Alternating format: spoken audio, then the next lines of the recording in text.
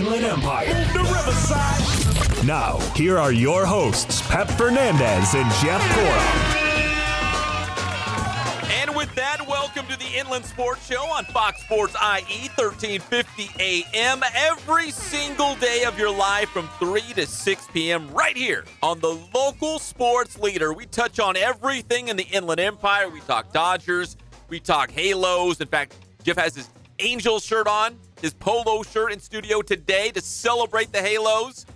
We talk NBA playoffs. We talk NFL. We talk about everything in the world of sports. But first, Jeff, I love you like a brother. I love you like a brother. But I got a problem. What's your problem? I hope your problem's the same as my problem. It is your problem because I feel your pain. I'm having a lot of empathy for you because you're going home to eat a dinner. If I got this right on the Gorham menu tonight, and you haven't even had lunch, so you're starving. Yeah, you're starving. Are you really having fish sticks? Yeah, like the Gordon's fish sticks. You know those crunchy ones that are frozen? Yeah. Yeah, go ahead. Fish sticks, beans. Beans or something. She said like a black bean. And what's the one I'm missing? Artichoke. And artichokes? What the hell is wrong with this Smedberg? Wait, hold on. Fish sticks, beans, and artichokes? That's your dinner? That's the worst combination of food you could have. You said, look, this is what's going to happen. You're going to die this evening. That's what I said. This is it. This is your last meal, the worst last meal on earth. We're going to give you fish sticks, artichokes, and some sort of bean. That sounds ridiculous. That sounds disgusting. Oh, I just want to cry. It's just like fish sticks and beans? You know, I've never heard of that combo. We were talking before, and when we were little kids, there was always that go-to meal when you were out at the end of the month. When I was a kid, it was either the fish sticks, cream chip beef. You know what cream chip beef is? Yes, yeah. Oh, they call it, the S word on a shingle. You heard of that, right? Yes. Okay, so we would have that. That was the end of the month, and my brother and I would be like, oh, no. And see, I don't like eggs.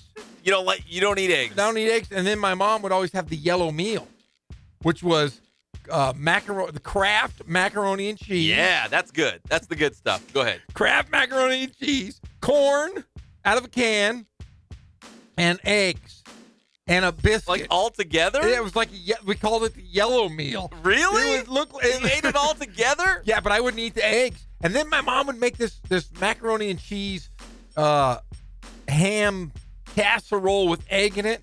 And she would put like breadcrumbs or cracker crumbs on top. And everybody in my family kind of liked it except for me. And when my mom would, I'd come home and I'd be after practice and I'd smell it. I'm like, oh, crap. And there was the yellow meal combined. It was like eggs, macaroni and cheese. The yellow meal. The yellow meal. It was like end of the month. Well, apparently my new end of the month staple now is going to be an artichoke, some sort of bean, and fish sticks. Well, growing up in the Fernandez house, being a good little Mexican family, my mom would always cook like a huge crock pot full of pinto beans. And then she'd throw in whatever she had, like ham, ground beef, like whatever, just throw it in there with the beans. Or it might just be like a bowl of beans with like salsa and like cheese on it. Oh, hey, it's still better than what I'm having. You know what? Should we open the phone lines? Yes. So when times are tough, we've all been there. We're still having them. When times are tough, if it's the end of the month and you're just eating whatever you got, Jeff has the yellow meal. I got a crock pot full of beans. The number is 951-369-1350. Maybe it was when you were a kid and your parents did this. Maybe you do it now because you're all grown up. But there's always that like end of the month meal. You're like, we got to eat this, guys. Yeah, and I feel really bad. I want to, Smetty's like, hey, we're going to have this meal. And Johnny, but Jeff, you guys aren't at the end of the month. I feel like your wife is choosing to do this. She's choosing it because of Johnny, Fast Johnny, wants fish sticks. Oh. And I'm thinking, and of course, I'm a yes man. I go along with it. Yeah, what goes with fish sticks? It's not artichokes and beans. Yeah, you think like French fries, like some French fries. French fries with a lot of salt on them. Yeah, coleslaw. Yeah. And maybe some ketchup so I can dunk everything into the ketchup. Oh. Because, man, sounds like the worst. 951-369-1350, or you could tweet us. I know a lot of people are hanging out on their iPhones and iPads right now or laptops. Tweet at @inland_sports. So follow us, tweet us at @inland_sports. Your worst meal. End of the month, the money's run out. You got to go to your cupboard. You can always go to the yellow meal. You can go to a pot of beans. Like, what's your end of the month meal? And I'll tell you what, I think we have money. I don't understand this right now. There's a full Your wife cupboard. is choosing. She's choosing artichokes, beans, and fish sticks. I've never heard of a combination like that. I have not either, and I'm really disappointed. You know what she did to me today? You know, we're on this diet. She's drinking these milkshake things that make her not hungry, and then she brings these snacks. They'll be like, I've showed you, it's salami and cheese. Salami, cheese, almonds, nuts, right? Yeah, almonds. Maybe Cranberries, like dried cranberries. Yeah, dried cranberries. And then what she says to me today is on the way in, hey, I forgot our snacks. So I am going without snacks. You are starving? Yes. You are so hungry. You are looking forward to dinner because you're so hungry. Like a double cheeseburger. And then you find out you're having fish sticks and artichokes and beans. That's the worst. Yeah, I think maybe she might hate me. Oh. Yeah, she does a lot for our kids, so I got to give her that. But man. Listen, I let my wife make a lot of decisions, but sometimes I do put my foot down on the big things. This would be a big thing. I'd be, I'm sorry, I'm bringing home In-N-Out, or I'm going to go buy some pizzas. Like, well, I can't do that. I'm sorry. I'm just going to do it. Hey, welcome to my world, Pep. Man. Hey, you want to switch places? No. I'd rather go gluten-free, for God's sake, than eat what I'm going to eat tonight. It smells, it's like biting into socks. That's what fish sticks are like, biting into socks. My lip right now just thinking about it. It's disgusting. So, okay, the phone number, the hotline here at the Inland Sports Show, 951-369-1350, your worst end-of-the-month meal. And we will sprinkle in some sports. Yes. I do promise that. It's all brought to you by our good friends at Spoiled. Quick, quality oil change. Jeff, if you go change your oil at Spoiled, at least you'll get a mint. Hey, it's better than... That might be better than fish sticks and artichokes. Spoiled, we love you. Every 3,000 or 5,000 miles, get your vehicle into Spoiled quick quality oil change. Keep it strong, going strong all across the IE. You don't want to break down on the side of the 91. That is the absolute worst. Let's get to our Inland Sports headlines here on a Tuesday. The NBA playoffs. The Cavaliers... They did it, Jeff. They defended their home floor thus far. They've evened the Eastern Conference Finals at 2 apiece. Big win last night, 111-102. And LeBron James continues to have maybe his greatest playoffs ever. 44 points last night in that win in Game 4. Well, he has to because no one else on his team is worth a damn. He has to. You're right. He has to. They got away with one, obviously, last night. It was the first quarter is really what did it. They went up 34-18, and then after that, it was pretty even. They ended up losing by 9, but you got nothing from Kevin Love. You got blazing 13 from Thompson. Hill had 13, and J.R. Smith lit it up with 9. So, I'm still not sold. I think Boston is going to – I hate Boston more than anyone, but I still want them to win, and I think that they're going to go back to Boston. They're going to win that one and then have a shot to close it out, hopefully in Cleveland. All right, so now it's 2-2. In the West, the Warriors and Rockets, they are back on the floor tonight, Game 4. Jeff, I got a feeling if Golden State can take Game 4 tonight and go up 3-1, it's over. Yeah, because I do not see Golden State losing 3 in a row by any means. I don't care. There's no way possible they're going to lose 3 in a row when you have guys like Klay Thompson who didn't even play well last game, and they win by 41. How many times are the Golden State Warriors not going to have the Hampton Five? Let's call them the Hampton Five because it sounds like Iguodala is going to play tonight. He was doubtful, but now it's saying he's going to play. The Hampton Five is not going to go cold, especially at the Oracle.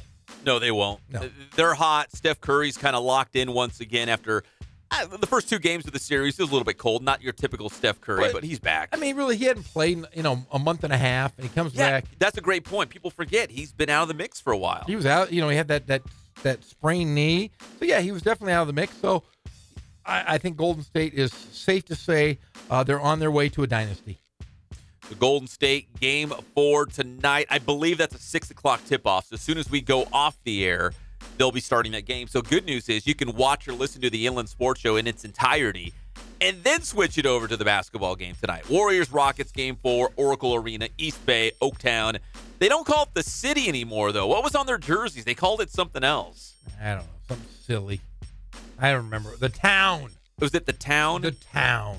It used to be the city. Remember, it used to be the city. Oh, yeah. But see, technically the city would be San Francisco. And, they haven't built that. They're supposedly going to build this big, brand new, state-of-the-art arena on the waterfront. But, in San Francisco. In San Francisco. So maybe when they go back to San Francisco, they'll be the city. But right now, they're the town. I know Cleveland likes to call themselves the land. Yeah. Golden State, they can make a case to be the land as well because they play in Oakland. Oakland. The land. 357, baby. Is that the area code? You lived up there. You're darn right. That's Oaktown 357. I also learned that from the MC Hammer days. That's why you know. He used to always say Oaktown 357. So there you go. That might be the same area code as Taylor Misfelt, who is from Tracy, the UC Riverside softball pitcher who was in here yesterday. She was a good sport. She was fun. I enjoyed her. Bring her back in. You could not crack her. She was like a vault with those silly, clean, dumb jokes. Yeah. She couldn't. See? This is 19. Let me bring you back to 1989. And you had young MC Hammer with his big funny pants that hung down really low. This was a great album. You remember this? What do you think, Joe? You don't. This is the only rap album I've ever bought. Wait, is this MC Hammer? Honestly, I can't hear that well right now, but is it Hammer? Yes. So I know Can't Touch This and Too Legit to Quit. That's on this album. Oh, I know another one. Turn His Mother Out. No. The Addams Family song. Yeah, that was But withering. I know that one. Yes, that was a big hit. Yeah, that was a good one. But yeah, that was when he was withering and he had spent all of his money on his entourage. Oh yeah, this was a great album. This was hardcore rap when I was. Was it? Yes. Oh, it's another good one. Is this one you have to pray just to make it today? Yeah, you know your stuff. You have to pray just to make it today. Yeah, it does this. Rick James. There it is. There's lots of MC Hammer in the show. You know what? We start the show every single day here on the Inland Sports Show, Fox Sports IE 1350 AM. I never know what direction it's going to go. Do you? I never know what if you would have told me 10 minutes ago we'd be talking about artichokes, fish sticks, and MC Hammer, I'd be like, no way. What are you talking about? Not this show. Greg and I are not this show. We are simpatico when it comes to music. He's an old soul. He is an old soul. But see, this isn't Hammer. Yeah, it is. Oh yeah, baby. No. Is this Hammer?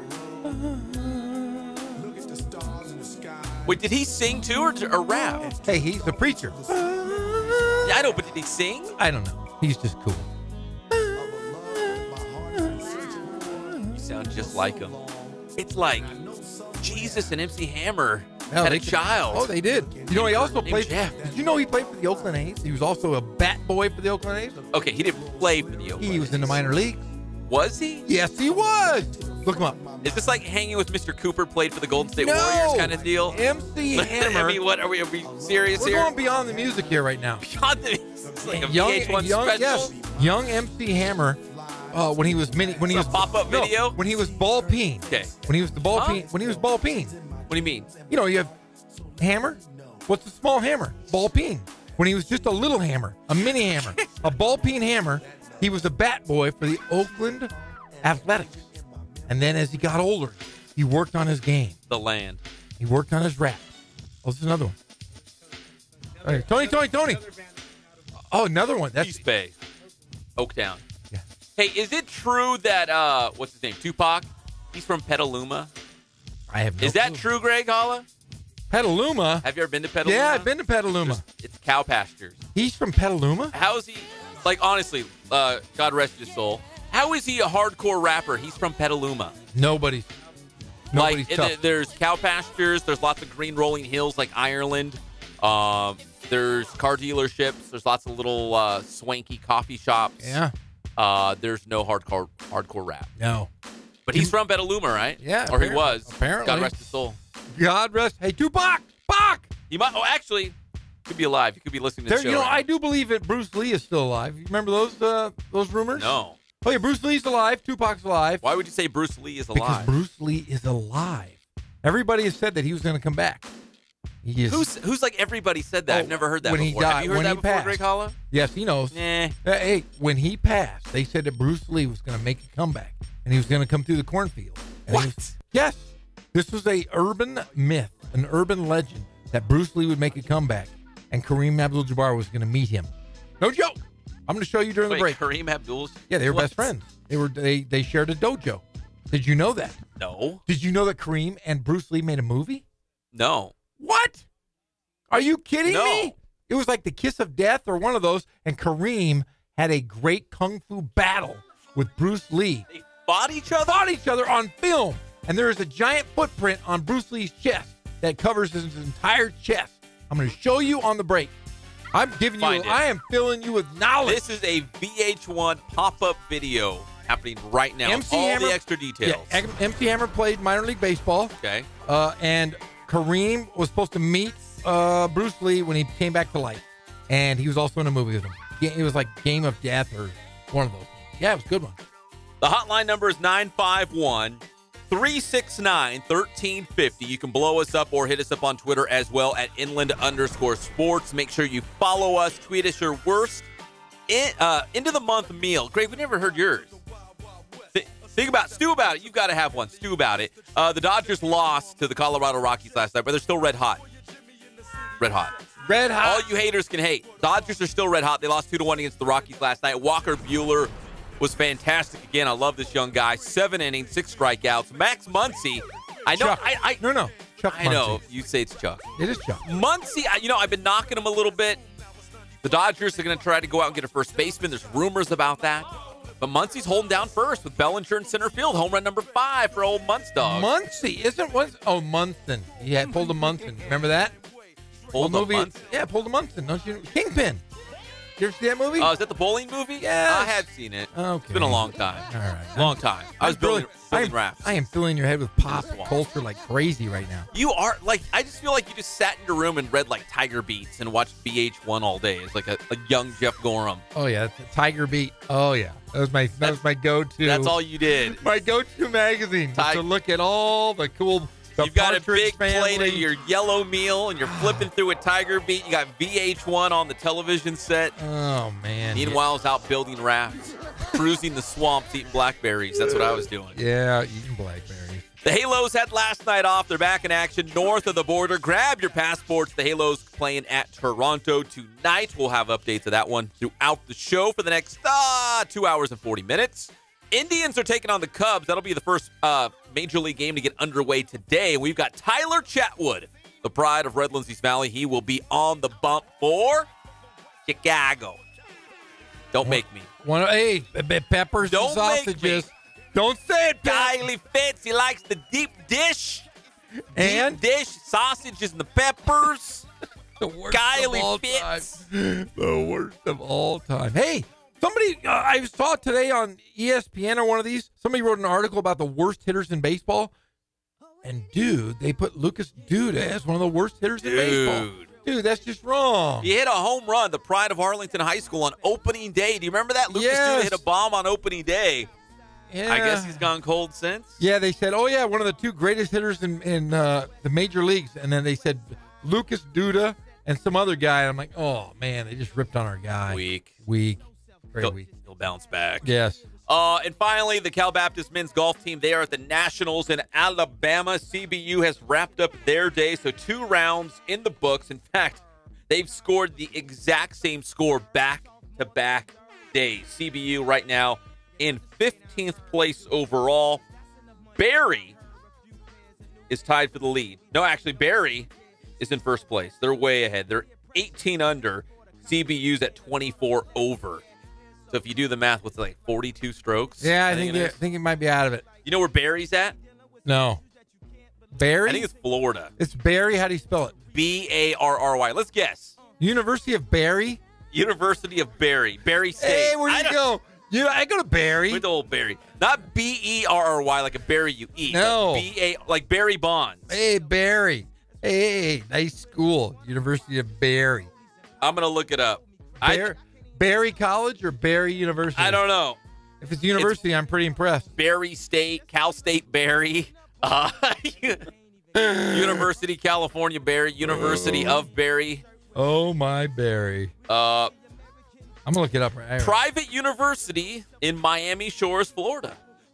There you go. Founded in 1940 by the Dominican sisters. Never heard of it. Old Barry. So it's It's Barry University. That's the official name. They're in first place, if it matters, in Division II. Do you know what their mascot NCAA is? Golf Championships. You know what their mascot is? Sure do. The Manatees. The Saints. No. The Holy Rollers. Bucky the Parrot.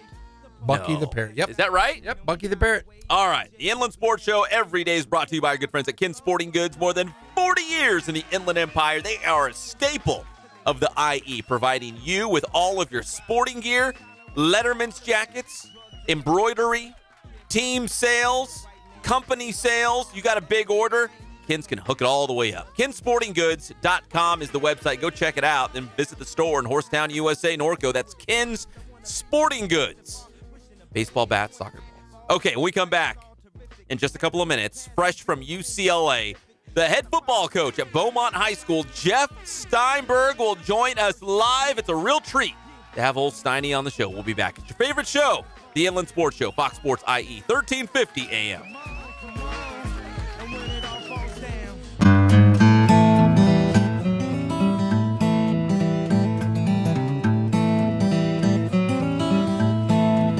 We focus on the customer here.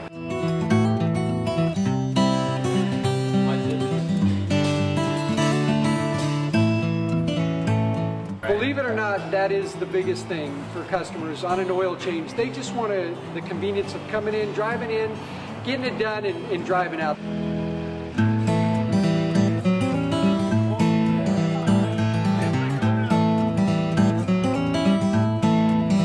We just greet them, get them going, and they're done in about 10 minutes or so.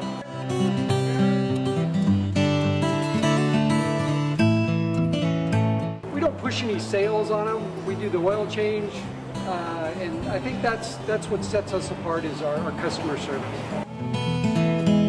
Vacuumed and cleaned your windshield for you as well. Everything's looking pretty good. You come into us one time, believe me, we'll spoil you and you'll be ready to come back the next time.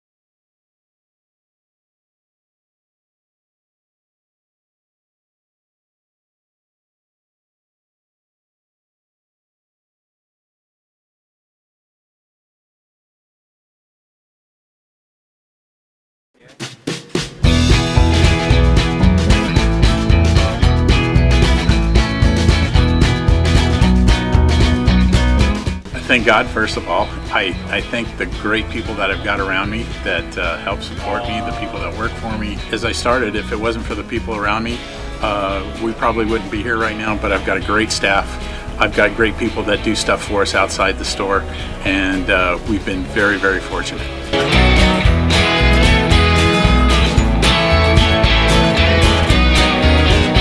Our service is impeccable, and we just keep trying to get better every year. We can do online stuff for your teams, as well as, like I said, the screen printing, the embroidery. We also have 3 women that do extra sewing for us, like tackle tool on uniforms, or the bling or rhinestones for different shirts for the ladies. That's why we have certain racks just for certain schools, and the fun about that is that it turns into other schools that may come in here that aren't as close, that we can do stuff for them as well. We've had very, very good customers throughout the years, and it's just been a blast.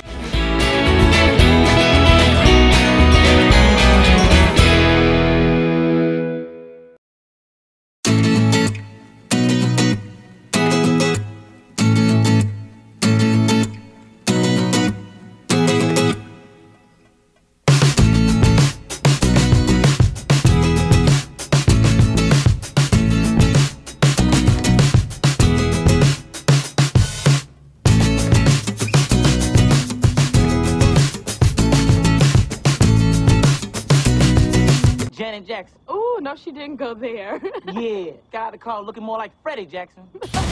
We're back to the Inland Sports Show. Here are your hosts, Pep Fernandez and Jeff Corum.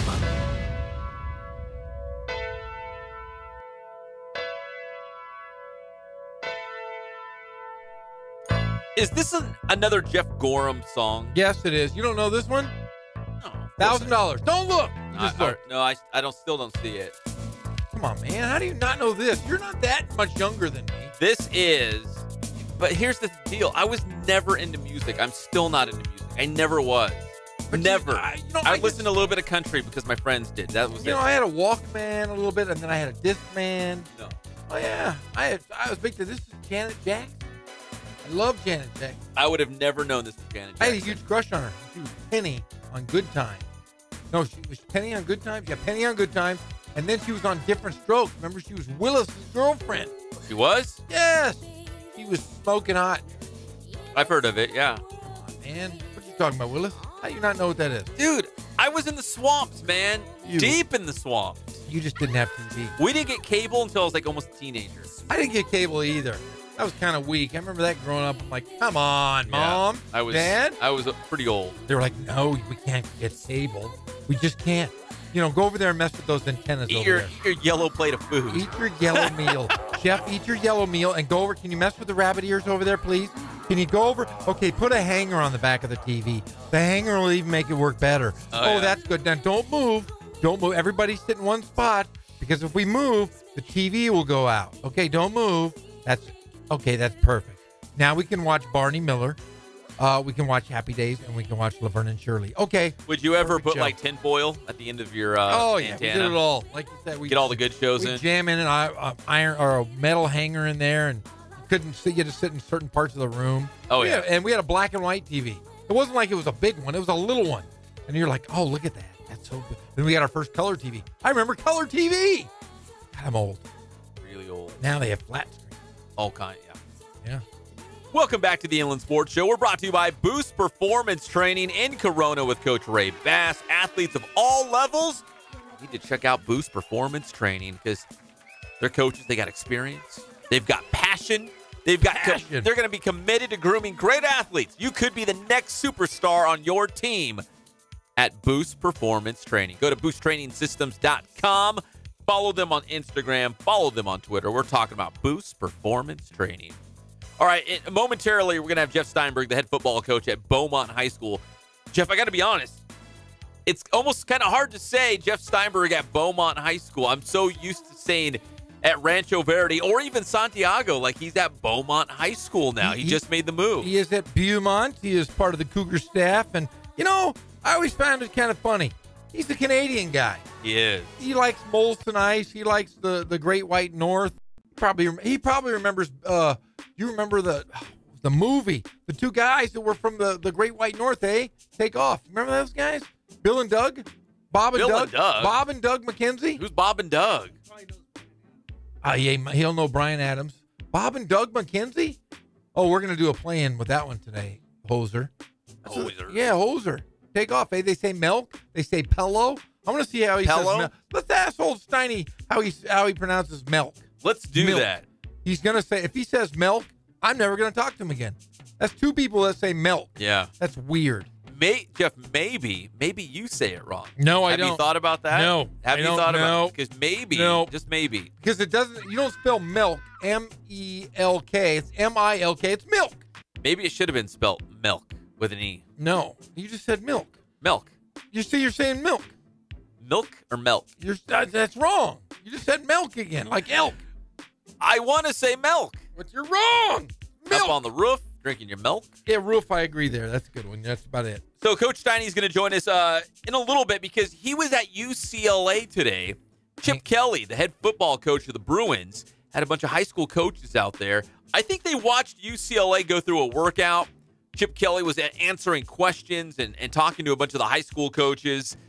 That's a pretty cool deal. And I know it helps, building relationships with high school coaches, because if you're a UCLA coach and you're trying to recruit that high school, don't you want to be tight with these guys? Don't you want to be in with these guys?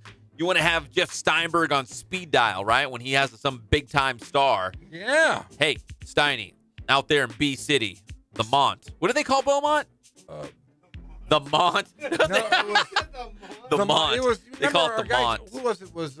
It was Jackson. Jackson Wood. B City? No, was it B City? I say B City. I don't know what he said. It was something silly. The Mont. Hey, did you see? We got to bring this up. Jaden Daniels narrowed his teams down to 8. Did you see that? I did. You know what? Do you have them in front of you? I do. The only ones that jumped out at me were UCLA and USC, but what are the other ones? Well, you have Penn State, Nebraska, Cal, the University of Utah, Texas A&M. You said UCLA and SC, but the last one, I was like, man, he's going to go to Green Bay. Did you see the big G? I think that's Grambling. That's Georgia. Georgia. Oh, that is a Georgia. Georgia Bulldogs. Because Georgia and Grambling have the same G on their helmet. Oh, yeah. He is. Oh, that's right. But in the first picture, it wasn't the same color as it was supposed to. I thought, maybe he's going to the pros, like I told him. Straight to Green Bay. Straight to Green Bay. That's actually the Edmonton Eskimos.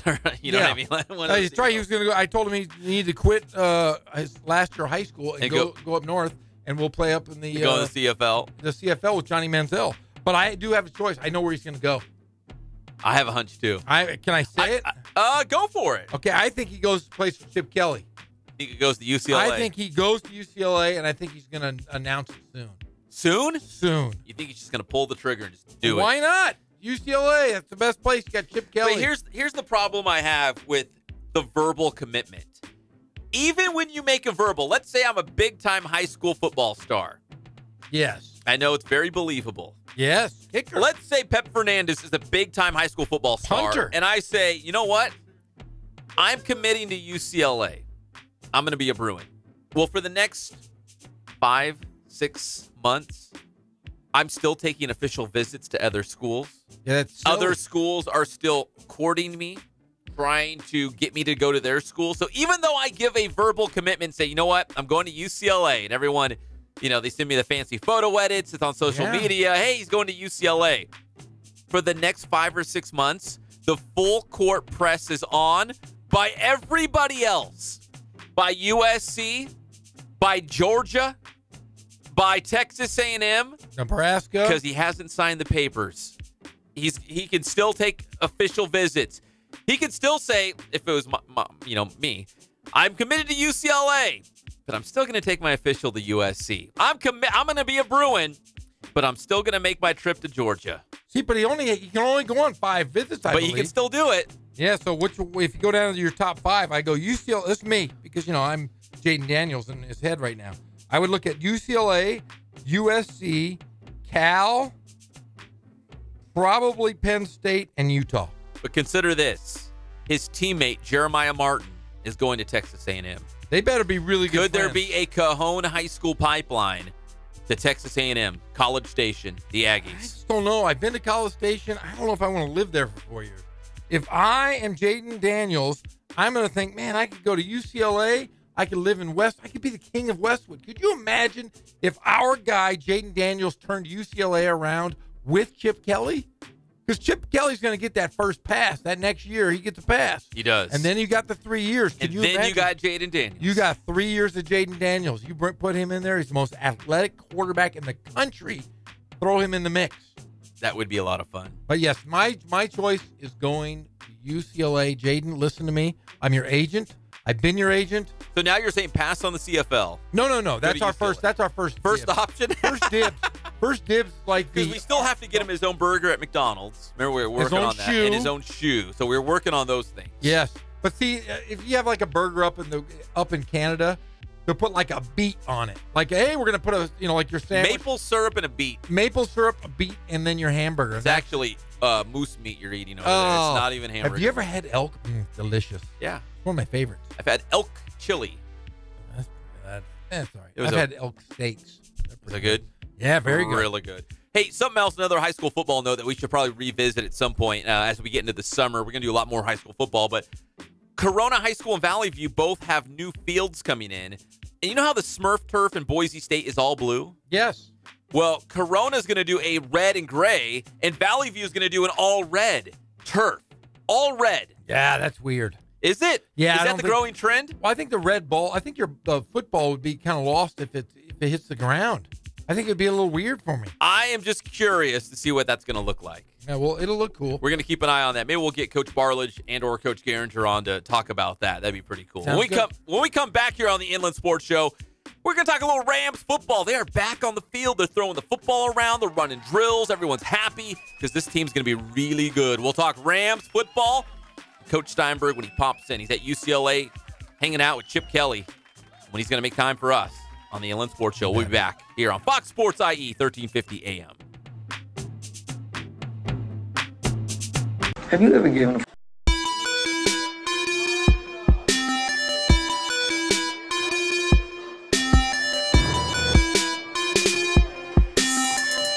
I played once upon a time at Centennial High School. I was actually on the first ever CIF championship team back in 2000, and then my senior year we won it again.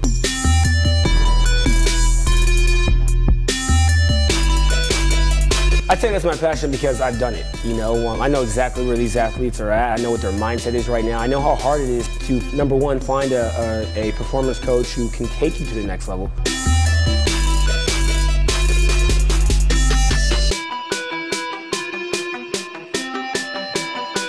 What sets us apart has to be, how we work with our athletes and what we know.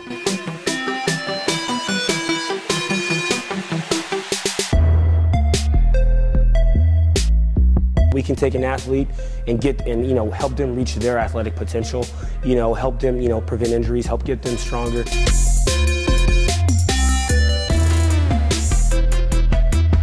I know every single athlete who steps into this gym. I know exactly where they're at, and I'm going to progress them every week. If you're not getting results, then, what's it about? We're going to deliver something that's measurable, in terms of speed, power, strength, agility.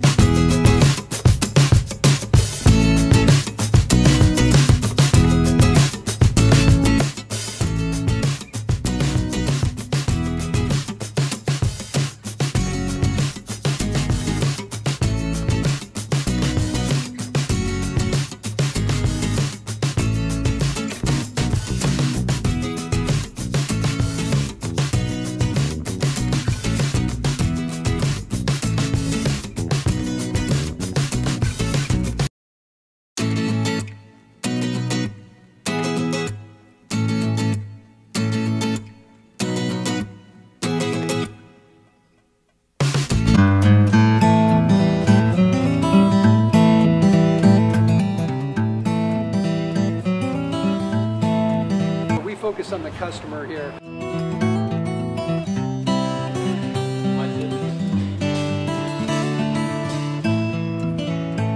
Believe it or not, that is the biggest thing for customers on an oil change. They just want the convenience of coming in, driving in, getting it done, and driving out.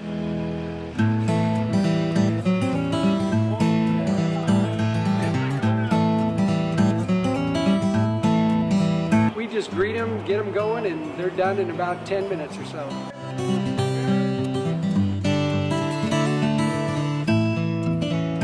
We don't push any sales on them. We do the oil change, and I think that's what sets us apart is our customer service. Vacuumed and cleaned your windshield for you as well. Everything's looking pretty good.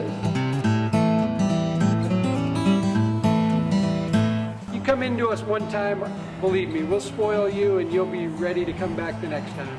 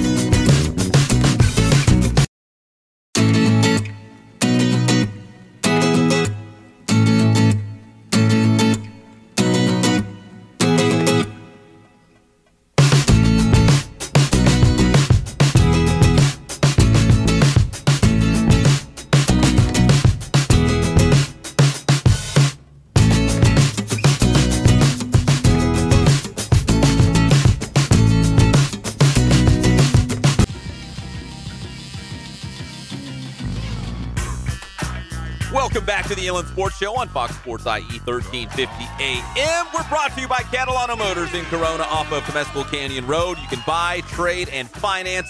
They have weekly specials, and you can save thousands of dollars. I mean, so much money. You're going to feel like a big baller driving around in your new vehicle from Catalano Motors. There's still a ton of money left in your pocket. CatalanoCars.com is the website. Catalano Motors in Corona off of Temescal Canyon Road.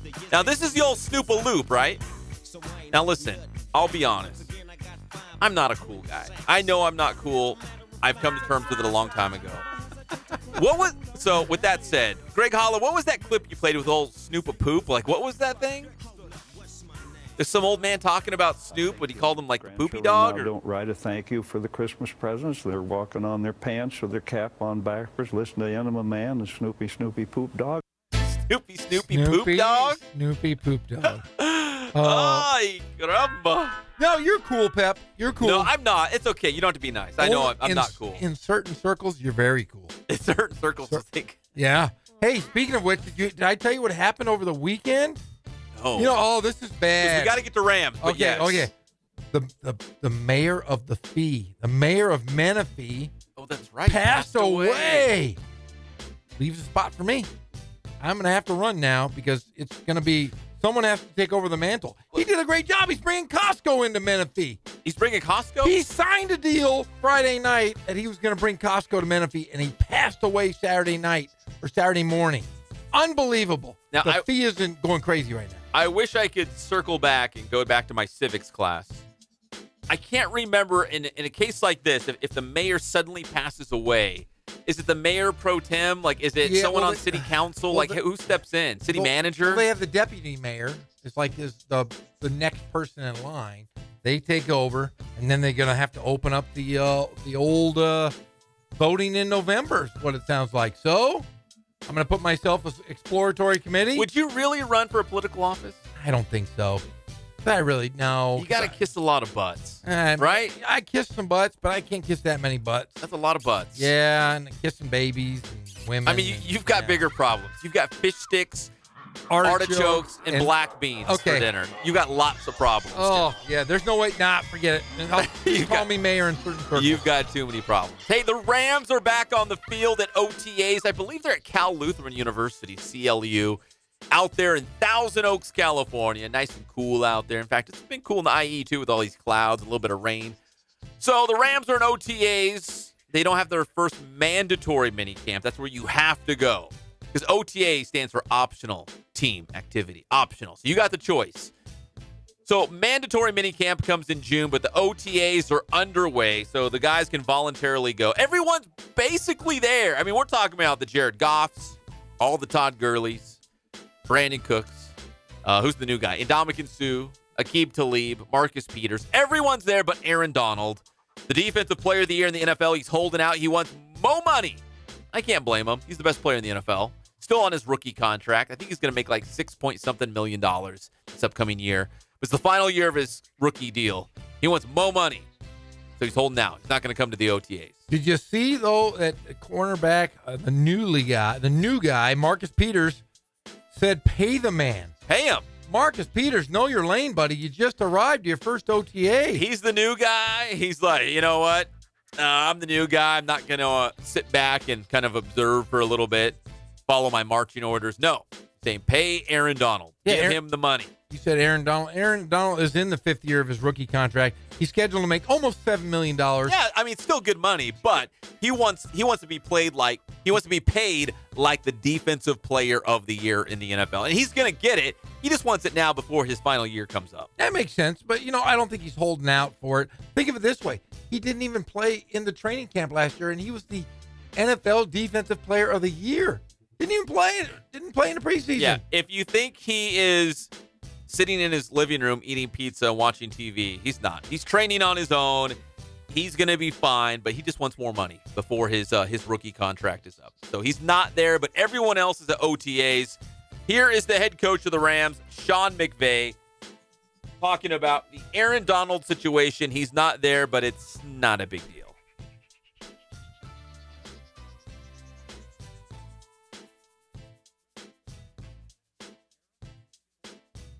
So I had it queued up.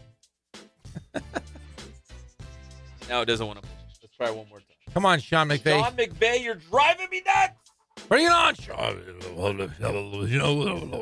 That's what he's saying. I'm going to refresh. I'm Sean McVay. And we're going to try this one more time with old Sean McVay. Aaron is a veteran, man. He's going to do what he's going to do to take care of his own business. That resonates more than there he is. Hold on. He's going to be here in just a second. Man, that really makes me mad. I had it all queued up. You did. It was all ready. And then he went and did this. Here's Sean McVay. Lindsay, we're in constant dialogue and communication with his representation. It is something that we want to get resolved. As far as a timetable, don't really have any dates on that. I don't expect Aaron to be here until we get a resolution to that. And, he and I have had good dialogue. I spoke with him last week. Kind of like we've talked about, this feels a lot different than last year. Certainly, any time that you have something where the team comes together, to have a player that's as important as he is here, you would prefer that. But, it is voluntary. We understand that, and we have a lot of respect and understanding for kind of what's going on, and we're proactively pursuing that resolution, and we're hopeful to come to that at some point. Man, Sean McVay sounding very diplomatic. There's a situation. We're looking for a resolution. We understand where he's coming from. We're going to work together and try to find a resolution. Very diplomatic. Of course. I mean, he says all the right things. He's a young guy, but he feels like a seasoned veteran, like he's done this a bunch of times. Well, let's think of it this way. 2 years ago, we had the mustache was coaching the Los Angeles Rams. The mustache gets fired. The entire locker room changes. Gets a little notch up, a little more confidence. Young, fresh, confident. Okay, and then you go to this year. That locker room's going to change quite a bit. You know, they lost a lot of good players in that, in that defense. Alec Ogletree, gone. Robert Quinn, gone. Bring in new guys. You bring Aqib Talib, Ndamukong Suh. Those guys are going to change your locker room. I think it's changing for the better because you do have the best defense in football. Wade Phillips' 3-4 scheme is the best there is. Hey, the Rams got a lot to look forward to. Them and the Chargers. We also had the chance to hear from Jared Goff, the coach or the quarterback for the Rams, and Jared Goff was talking about the fact that now he's got Brandon Cooks in the lineup. And Brandon Cooks, it's going to be exciting to see he and Goff together on the field at the same time. Here's Jared Goff with his newest weapon via the New England Patriots, Brandon Cooks. Yeah, it was great. It was a great first day. I thought we were really crisp. Thought it was a great day. It was fun to get some of the newer guys like Brandon out there and see what he can do, and then the same stuff we expect from Robert and Cooper and Todd and all the guys up front. It was a good day. Just going to ask you about Brandon. How's that relationship developing? You guys connected there a couple times. Nice. Good. He's a sponge. He wants to learn. He wants to be great. It's a great guy to have in the room with those other guys. I think you can't ask for much more with what I have with Brandon, Robert, and Cooper. They complement each other so well. They all work so hard and are just really true professionals every day, and it's awesome to have all three of them.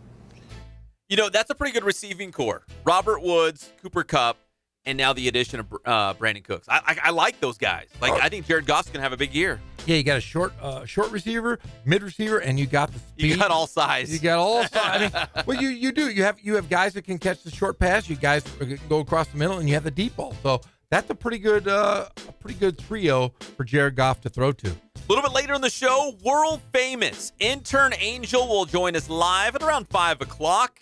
Now with ABC7 interning there with them, and he was at Rams OTAs yesterday. In fact, he even got a question in to Sean McVay. So we're going to talk to world famous Intern Angel in about 1 hour. We're going to take a break. When we come back, I think Jeff Steinberg is ready. The head coach at Beaumont High School. We'll talk Canadian Football League with him. We'll talk Blake Barnett going to South Florida.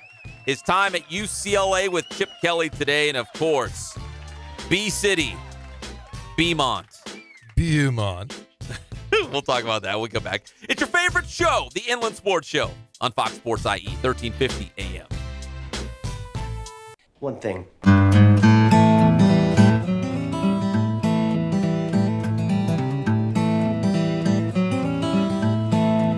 We focus on the customer here.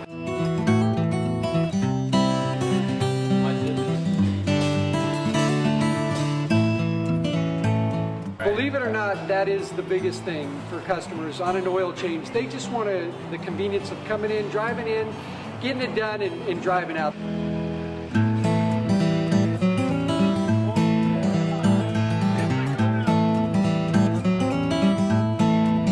We just greet them, get them going, and they're done in about 10 minutes or so.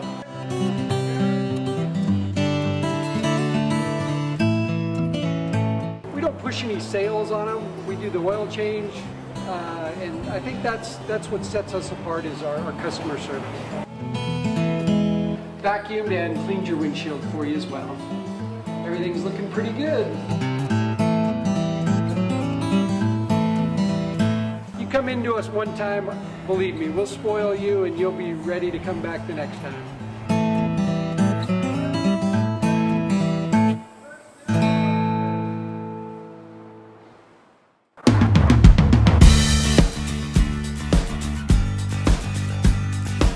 We're a small family-owned, strive for quality pre-owned vehicles. We're not a volume dealer, and we take every deal as personal to us.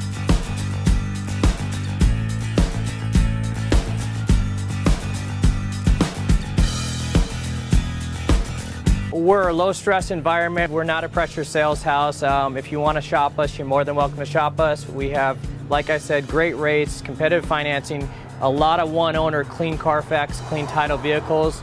As you see, we have Carfax everywhere. That's most important to us, to educate our customers before they make a purchase.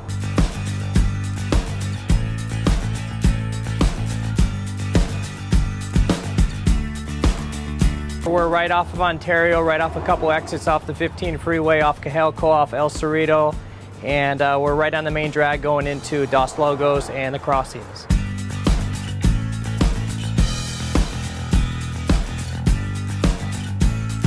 We have great financing, we have great lenders that we're using. We do buy, sell, trade, cash for your car. Whatever we need to do to help accommodate the customer, that's what we're here for.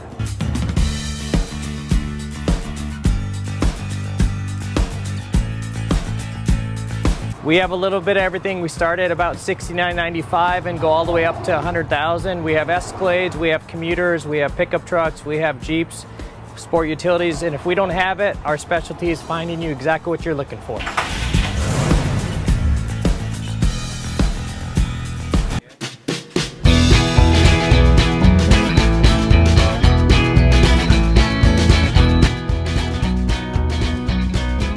Thank God, first of all. I thank the great people that I've got around me that help support me, the people that work for me. As I started, if it wasn't for the people around me, we probably wouldn't be here right now, but I've got a great staff. I've got great people that do stuff for us outside the store, and we've been very, very fortunate.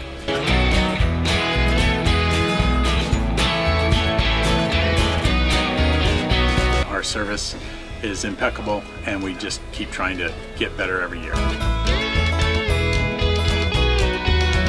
We can do online stuff for your teams, as well as, like I said, the screen printing, the embroidery. We also have 3 women that do extra sewing for us, like tackle tool on uniforms, or the bling or rhinestones for different shirts for the ladies. That's why we have certain racks just for certain schools, and the fun about that is that it turns into other schools that may come in here that aren't as close, that we can do stuff for them as well. We've had very, very good customers throughout the years, and it's just been a blast.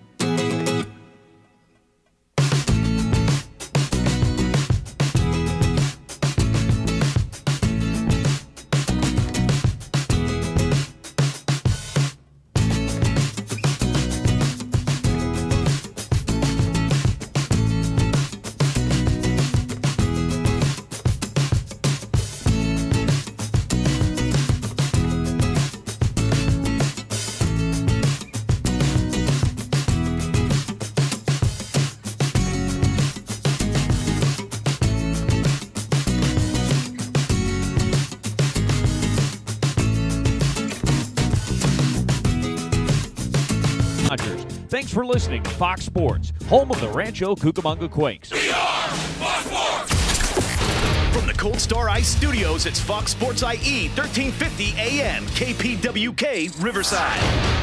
Forgive me, El Guapo. I know that I, Jefe, do not have your superior intellect and education. But could it be that once again, you are angry at something else and are looking to take it out on me?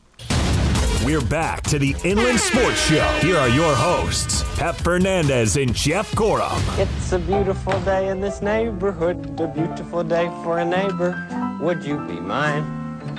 Could you be mine? And welcome back to the Inland Sports Show on Fox Sports IE, 1350 AM. Follow us on Twitter at Inland_sports. Inland like Inland Empire, right?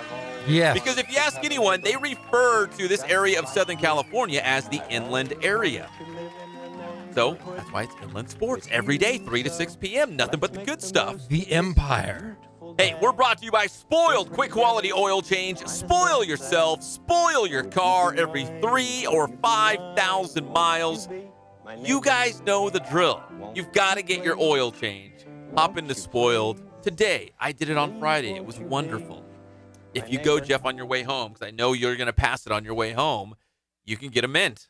Can I get that could be your dinner. Can I get a cheeseburger? If there's next to a cheeseburger place, I'm definitely going to stop because I still got to go home and eat fish sticks, artichokes, and beans.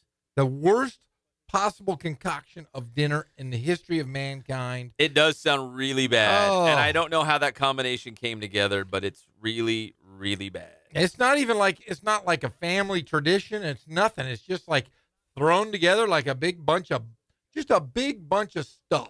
And I'm not happy about it, to say the least. Gross. Yes, very much so. Hey, so we've got a lot to get to. The high school baseball playoffs are going on today right now. And in fact, one of the scores I just saw, La Sierra is leading the number 1 seed Gary. I believe that's Division 5 or 6. I'll have to pull that up. I just saw it pop up across my Twitter feed. But, yeah, there could be some major monumental upsets in this round of the playoffs. So we're going to keep close eye on that. If you've got a score out there for the high school baseball or the high school softball playoffs, CIF we're talking about, make sure you follow us and tweet us at Inland_sports so we can pass that score along as well. The Inland Empire Baseball Coaches Association All-Star Game is coming up. Once again, it's Friday, June 8th, 7 o'clock, first pitch. From the home of the Inland Empire 66ers, San Manuel Stadium, one last time. The top seniors in Riverside County and San Bernardino County to get together, put on the uniform, have some fun, get some bragging rights against their neighbors.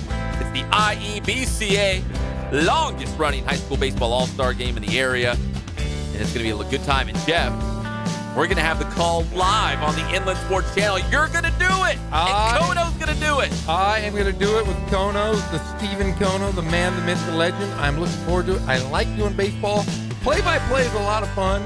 I'm looking forward to watching the guys play one last shot in one of the best stadiums in the Inland Empire. It's a beautiful little place. They do it there every single year. We've had a lot of fun the last couple of seasons out there. Seen a lot of guys who are, they're going Division I or they're getting drafted by Major League Baseball teams. Like, it's a big deal. There's a lot of talent out there, and we always have a lot of fun. So it's an honor, it's a privilege that we're going to carry it live on the Inland Sports Channel.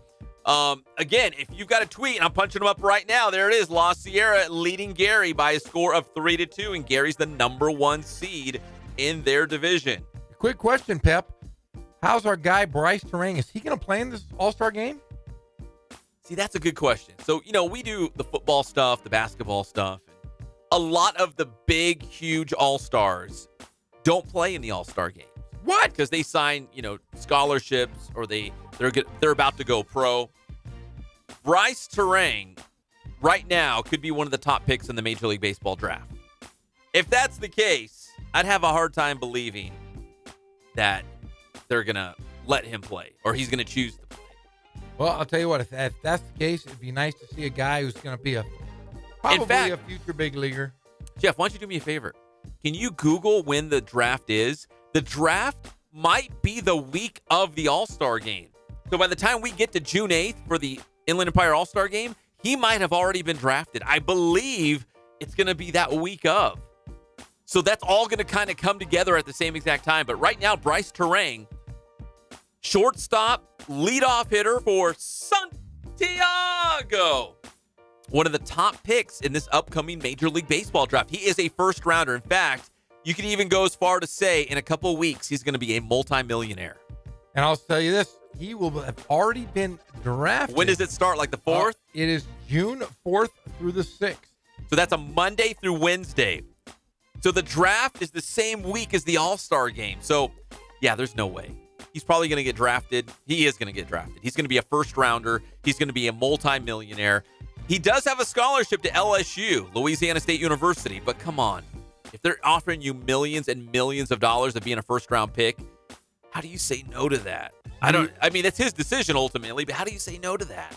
There is no way in God's green earth that Bryce Terang will give up the money, because he will be getting a lot of it. It will take care of him and his family and his family's family, probably for the rest forever. So Bryce Terang, they're saying, could go anywhere between 19 and 26. The MLB has him going 22nd. So we'll see where it lands. Because there's a lot of those mock drafts, and this is not by any means an exact science. Everyone has a mock draft. Again, it's really based on how we watch the NFL draft. Every team has different needs. And I know sometimes they just take the best available player. But, like, I think there's a pitcher from Auburn who's getting a lot of the run. And they're saying, hey, regardless of who was picking number one, I think it's the Tigers this year, you've got to pick this pitcher from Auburn. He's that good. He's a no-brainer. Yeah, Casey Mize, the right-handed pitcher out of Auburn. So if you have a guy like that, even if you don't need a necessarily pitcher, but everyone needs pitchers, let's be honest, you just got to take him. But Bryce Terang, when I looked at one of the mock drafts, it had him going number 25 overall to the Arizona Diamondbacks. This is not This is not the 25th round. This is number 25 overall, first-round draft pick. We're talking about millions of dollars. But this is, again, a mock draft. So like you said, what was it, 19 to 26? Yes. In that ballpark? Exactly. So this mock draft had him at number 25 going to Arizona, which would be kind of cool, playing for a West Coast team. You'd get to play the Dodgers, assume he'd make it to the big leagues, and all signs say he will. He's that good. But, yeah, that's what the mock draft says, at least. Well, the number one pick that they're saying the Detroit Tigers have the number one pick, the pick value is worth $8 million. So we're talking some big dough. $8 million compared to going to college and hopefully getting redrafted as high as you did going out of high school. I would have to venture to say that he's going to go into the draft and take the money. Now, I've said this before, too. Like, in fact, I'm going out to Lone Mart Field tonight. Check out the Quakes. We've got a new show we're debuting tonight on IEMG TV with local baseball highlights. I'm going to go out to Lone Mart Field, check out the Quakes, get some highlights. But with that said, if you go through the Quakes parking lot, you know who the first, second, third rounders were because they got the fancy cars. Yes. Like those guys, the Dodgers have drafted them. They gave them a ton of money because they feel like these are the guys that are going to make their way through the system and get up to the big league level one day. They've got the fancy cars. They've got the money. You know who they are. You just go walking through the parking lot. You know who the guys are. Well, we're looking here for his value. If he goes to within any of those spots. Like 19 to 26? Like somewhere in there? If he goes 19, he'll make $3.5 million. If he goes 26, he'll make $2.5 million. Not bad. No. Not a bad signing for hitting the baseball. And again, if you can go to college, great. But how do you pass up that kind of money to go to college? You can't. I don't know how you do it. I will never be in that situation, unfortunately. No. He's going to be in that situation in a couple weeks. Yeah, I mean, it's ridiculous. These rookies, like I said, top pick, $8 million. And then San Francisco Giants, second pick, gives up $7.5 million. Crazy money. Crazy, crazy money. All right, let's take a break here. We're going to have Jeff Steinberg, head football coach at Beaumont High School, joining us shortly. We also have to get back to the NBA playoffs and also the NBA all-rookie team. There's one Laker on there. Might not be who you think it is. Lonzo Ball? Well, I don't know. We'll have to find out. We'll be back at your favorite show, the Inland Sports Show on Fox Sports IE, 1350 AM.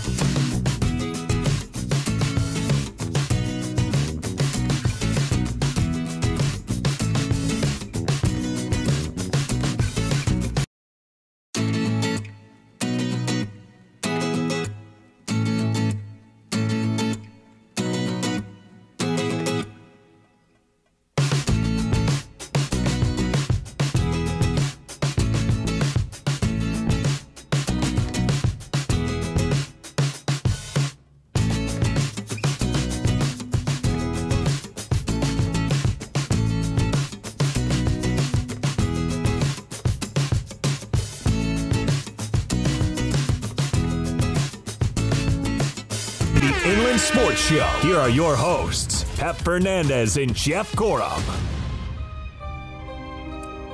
And welcome back to the Inland Sports Show on Fox Sports IE, 1350 AM. We're brought to you by Boost Performance Training with Coach Ray Back. Follow Boost Performance on Instagram and Twitter. We're also brought to you by Ken Sporting Goods. More than 40 years in the Inland Empire, providing you with all of your sporting gear needs. Lots and lots of sports equipment and Letterman's jackets at Ken Sporting Goods, Horstown, USA, Norco, California. It's the Godfather. Yes. You know what sounds really good, Jeff, and I know you're probably starving right now. I'm already thinking. Just a big plate of spaghetti and garlic bread and salad. Maybe some peppers on the salad. You son of a bitch. Yeah, like deep dish. That's horrible. Deep dish. Hey, you know what? Are you sure? I can always make room for you at the table. We're going to have fish sticks. Just that's it. I'm having fish Lots sticks, of beans, fish sticks. Beans, and artichokes. Lots of beans. Oh, we got plenty of artichokes. Come on over. That does sound delectable, delicious, and delightful. Oh, man. The I'm 3Ds. making myself hungry right now. I don't know what I'm having for dinner either. I might walk in to the house tonight, and they might say, hey, guess what's for dinner? Gluten-free Lucky Charms. Go nuts. Do they have gluten-free? Go nuts. Yeah, they are. Oh. You know, Honey Nut Cheerios are gluten-free, too. Oh, they're okay. They have chocolate peanut butter Cheerios, which I just got. Chocolate peanut butter? Oh, yeah. It's just like just filling your mouth with Reese's peanut butter cups opening the morning. Just filling your mouth with peanut butter and chocolate. It's wonderful. Kids love it. Hey, keep those scores coming. Make sure you're following at Inland_Sports on Twitter. Send us your CIF Southern Section baseball and softball playoff scores. Our good friends at Corona, the only Division I team still alive in the playoffs, they are down to Orange Lutheran 3-1 in the top of the fourth. Oh, no. But La Sierra's taking the lead on Gary 4-3. Keep those scores coming. Wow, they didn't even win the league. I know. It's always weird. You see a team, for example, like the Inland Valley League for baseball. JW North won the league championship, but they're in Division I, so they lose the first game and they're out. Yeah. Arlington sneaks into the playoffs, and they're still alive and kicking because they're in Division III. So it's just kind of how it works out. La Sierra making lots of noise from out of the River Valley League. Good for them. Fly, Eagles, fly. Hey, so the NBA All-Rookie team is out. I love this. I was all excited to see who was going to be on the All-Rookie team. And, Jeff, there's a couple no-brainers. Can I get to the no-brainers first? Yes. If you ask me, without even looking, who was going to be on the All-NBA Rookie team, the first team. I don't care about the second team. I only care about the first team. Who would I put on there? Well, here's who I would pick. The no-brainers. The no-brainers. Donovan Mitchell. Okay. Ben Simmons. But I say Ben Simmons because they still consider him a rookie. Okay. Second year in the league, didn't play last year. They consider him a rookie. So that's kind of the asterisk on him. The asterisk is because he second year in the league, but he's still a rookie. So Ben Simmons, no-brainer. Donovan Mitchell, the Jazz, no-brainer. Yes. Jason Tatum of the Celtics. Yes. I'll say no-brainer. Yes. And then I got to thinking, before I even looked at the all-rookie team, first team, don't care about the second team, only the first team. Who else would be on that team? Those first three came directly right away. And then I had to really think about who would be those last two spots on the all-NBA rookie team.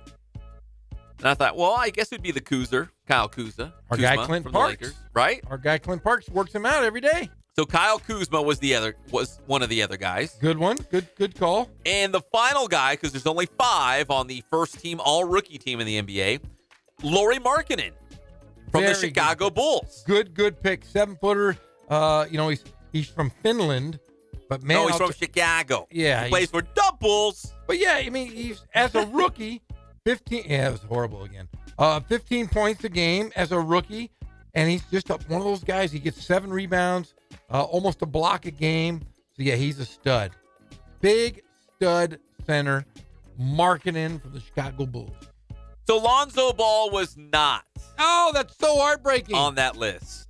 He wasn't on the list. I know it's very, very sad. He was second team. What? Not first team. Why was he even on any team? He didn't do much. He was hurt the whole dang time. I guess they saw enough flashes, enough glimpses, little peeks that he did pretty well. The only guy that I might have put on that first team other than Markkanen might have been Bogdanovich. The Sacramento Kings. I'll tell you what. Bogey. They call him Bogey. We call him Bogey up north. Bogey's not a bad player. 12 points a game. He's a guard. He's one of those guys that's just going to get better. I bet you he averages 20 points a game next year for Sacramento. He's one of those guys I watch and I said, man, he's going to be really good. We need something really good. You need something. We got old Bogey. We got Buddy Hield. We got Willie Cauley-Stein. That's not a very good team. No, that's not very good at all. Now I'm saying it out loud. I'm like, that's not a good team. Never mind. Forget where. I'm not even going to go in that direction. So that's your all-NBA rookie team. Ben Simmons, Donovan Mitchell, Jason Tatum, Lauri Markkanen, and the Koozer, Kyle Kuzma. All-NBA first team. The playoffs resume tonight over the Western Conference. Rockets and Warriors game 4 back in Oakland, the land. The real land. That's going to make some people mad. Oaktown 357. So we got game 4 tonight. We talked about the fact that if Golden State wins tonight, if G-State can pull it off tonight on their home floor, they're going to send it back to Houston, right? Isn't it 2-2-1-1-1? Yes. They're going to send it back to Houston with a chance to close it out. If they win tonight, and that's why I think tonight's critical. I mean, you think about it. They played. It's the home court advantage in the NBA is so strong. People laugh about it, scoff about it, but look at the teams that did really well in the playoffs at home. The Utah Jazz. The Utes. The Utah Jazz, great at home. And Oracle Arena is one of those places where, the crowd gets going. You have shooters that kind of get in rhythm. Steph Curry's in rhythm. They're going to be really good. Really tough to stop tonight. If they win tonight, they're going to win the series.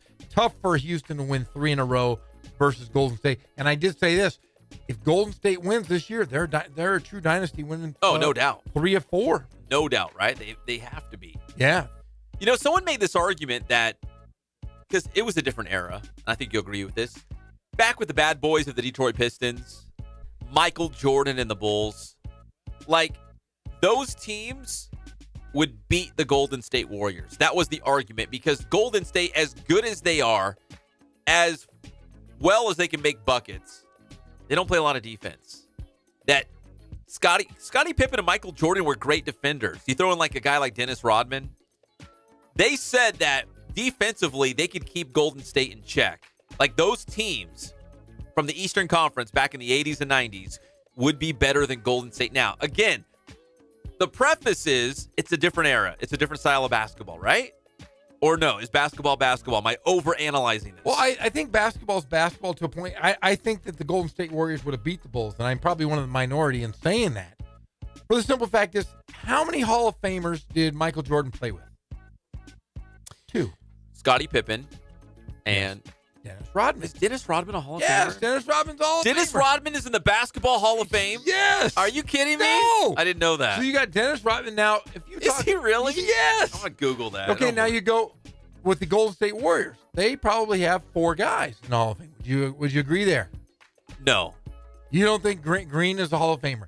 I'd say there's two. Thompson is a Hall of Famer. No. Yes. I would say for sure Curry and Durant. Those are no-brainers. It's like, yeah, you're obviously. crazy. You are crazy. If they win, I think Klay Thompson's a good player. Klay Thompson's the best 2-guard in the NBA, and I say this, if they win this 3 out of 4, you get 4 guys in the Hall of Fame.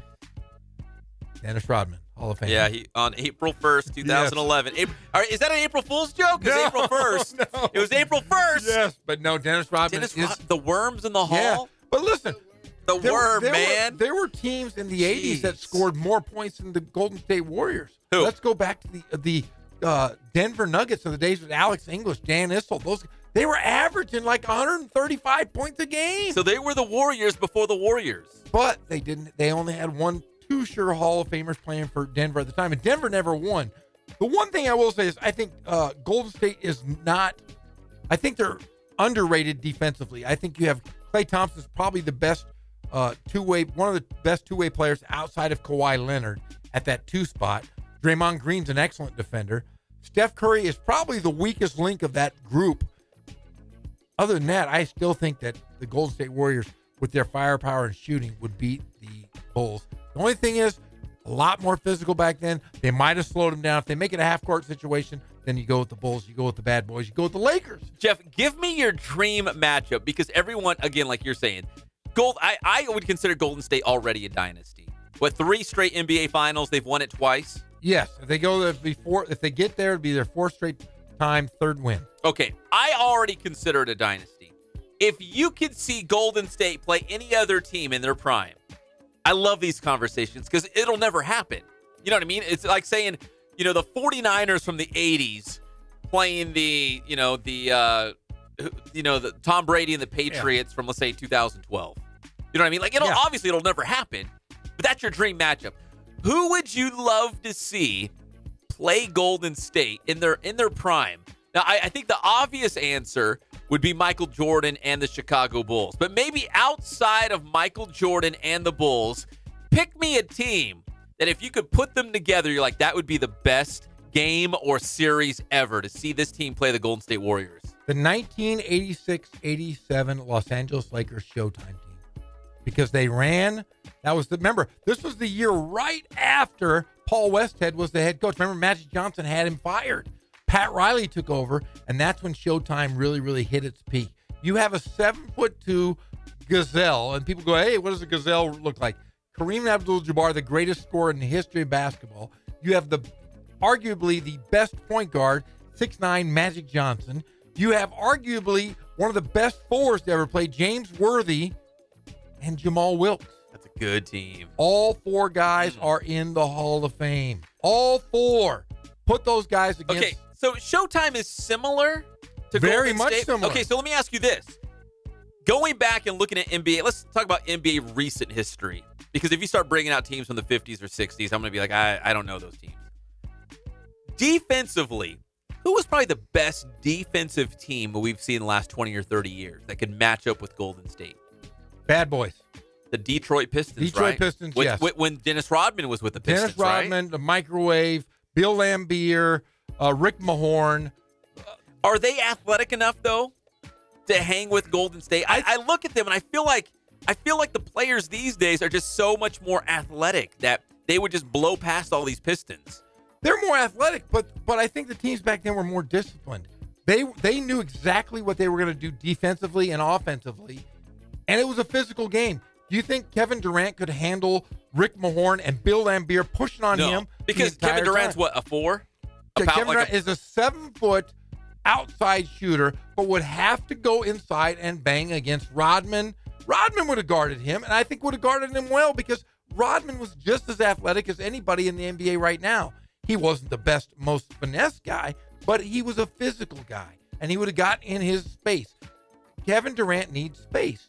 And I'll tell you what, they don't have that space. I will say this, if you go back to the Lakers, and let's just compare stats. The Golden State Warriors this year average, as a team, 111 points a game. The 1986-87 world champion Lakers averaged 117 points a game. That's more points. And we're talking about guys that weren't three-point shooters. I'm going to go with the Lakers every single time. I would go with the Detroit Pistons every single time because of what they had. They had bruisers, they had guys that could shoot, and they had Hall of Famers all around them. I would love to see that. Again, it's so, hypothetical. What if so-and-so played so-and-so? Well, we're never going to see it.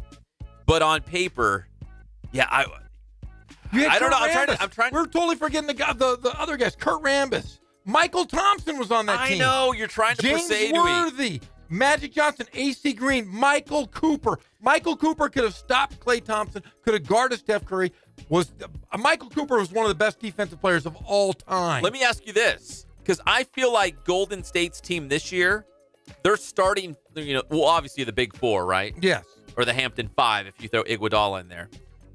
I almost feel, that starting five is fantastic. One of the all-time great starting fives. But I feel like Golden State's teams were better the last couple of years.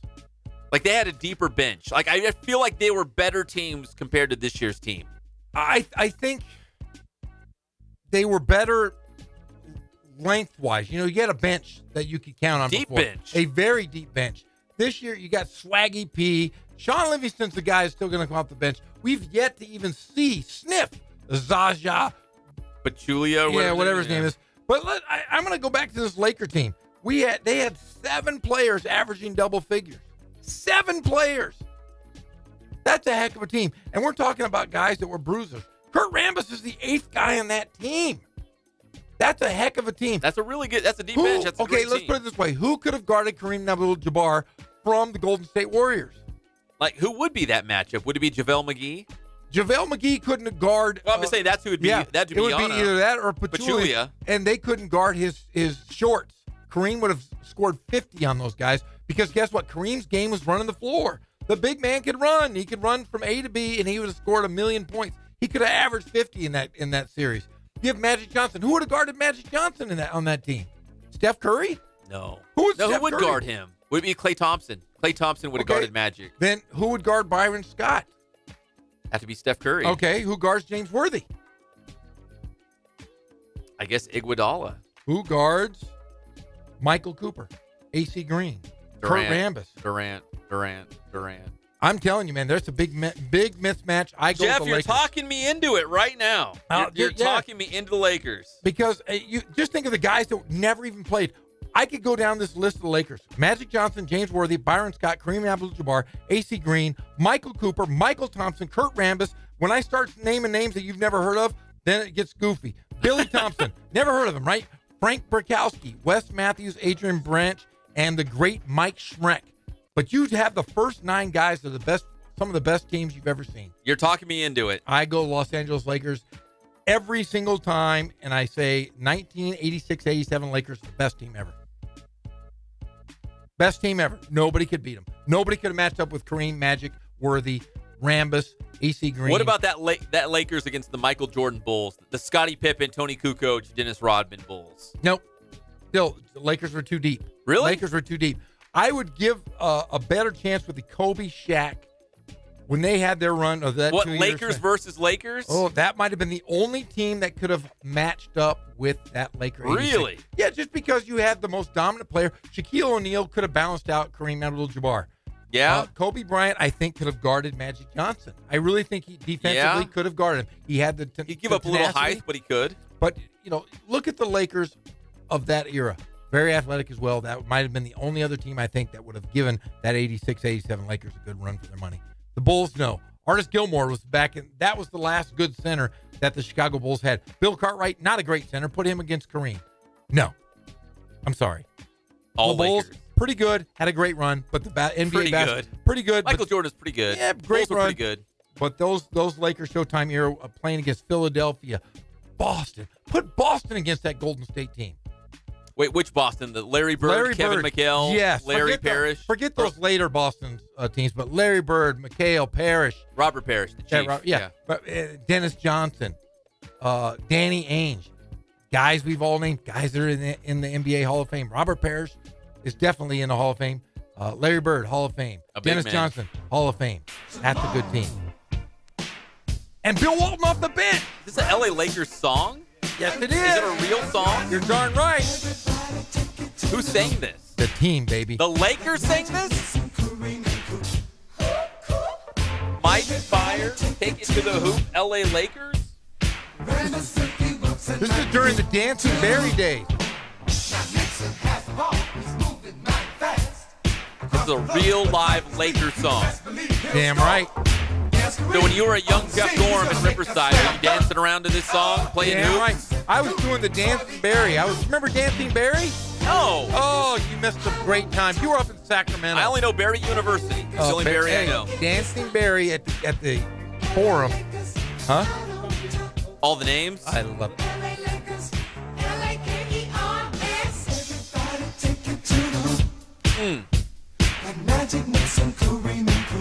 Oh, they are cool.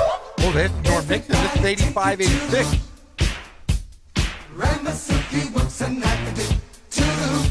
To the hoop.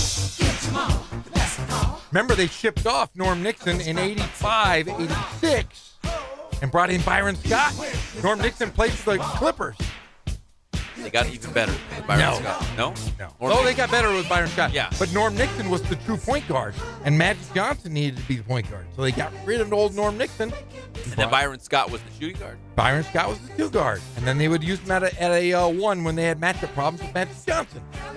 All right, we got to take a break. When we come back, I figured it out for the Dodgers. They need another power hitter. Who is it? It's been rumored that they're looking at a first baseman. I have figured it out. I have a solution for the Dodgers. I will present it to everyone in the Inland Empire next when we come back. It's the one and only Inland Sports Show on Fox Sports IE, 1350 AM.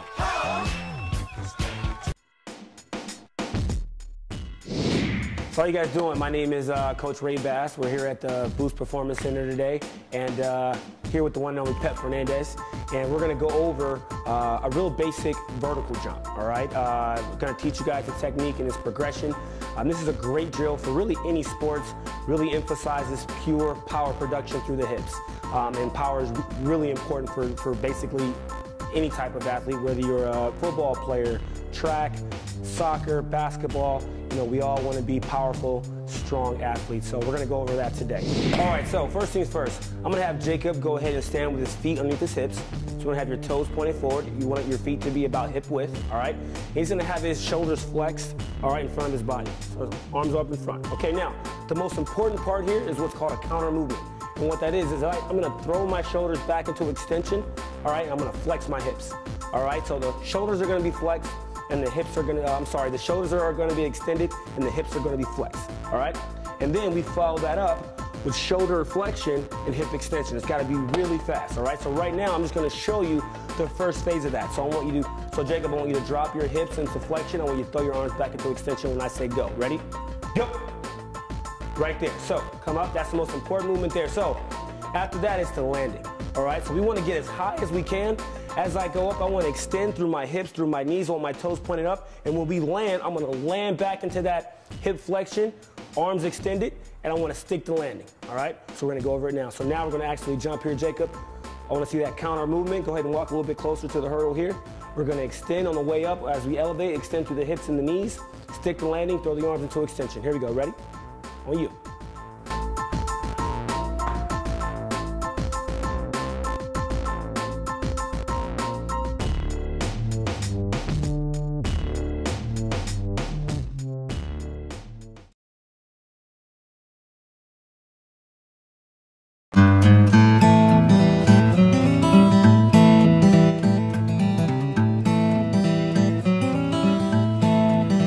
Focus on the customer here.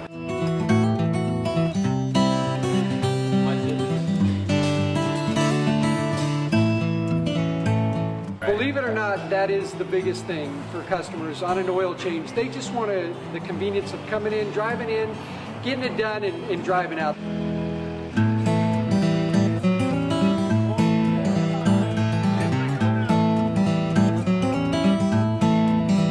Just greet them, get them going, and they're done in about 10 minutes or so.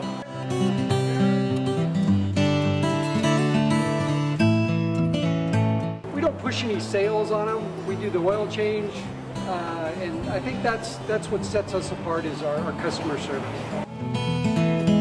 Vacuumed and cleaned your windshield for you as well. Everything's looking pretty good. Come into us one time, believe me, we'll spoil you and you'll be ready to come back the next time.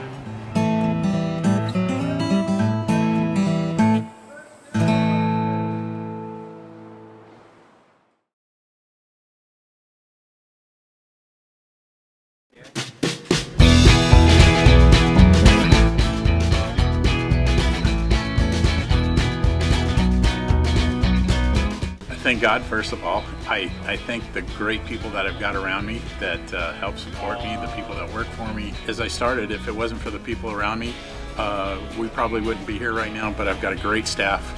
I've got great people that do stuff for us outside the store, and we've been very, very fortunate.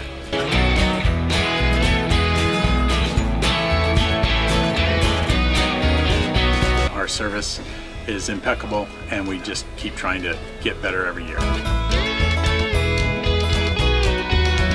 We can do online stuff for your teams, as well as, like I said, the screen printing, the embroidery. We also have 3 women that do extra sewing for us, like tackle tool on uniforms, or the bling or rhinestones for different shirts for the ladies. That's why we have certain racks just for certain schools, and the fun about that is that it turns into other schools that may come in here that aren't as close, that we can do stuff for them as well. We've had very, very good customers throughout the years, and it's just been a blast.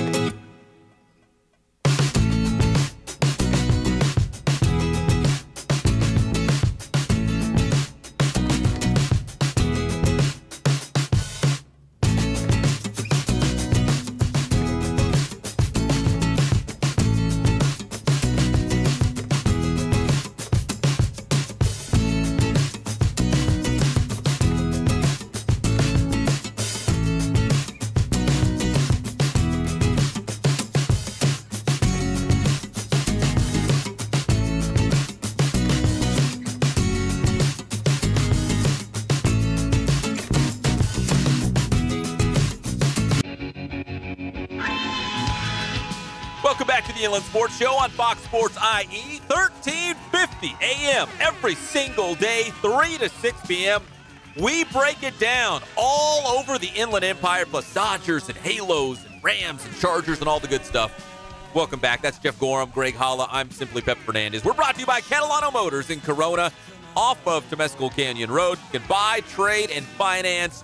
Ask for the weekly special, and you will save thousands and thousands of dollars. You can go buy a Keurig. You can buy a Nintendo Switch.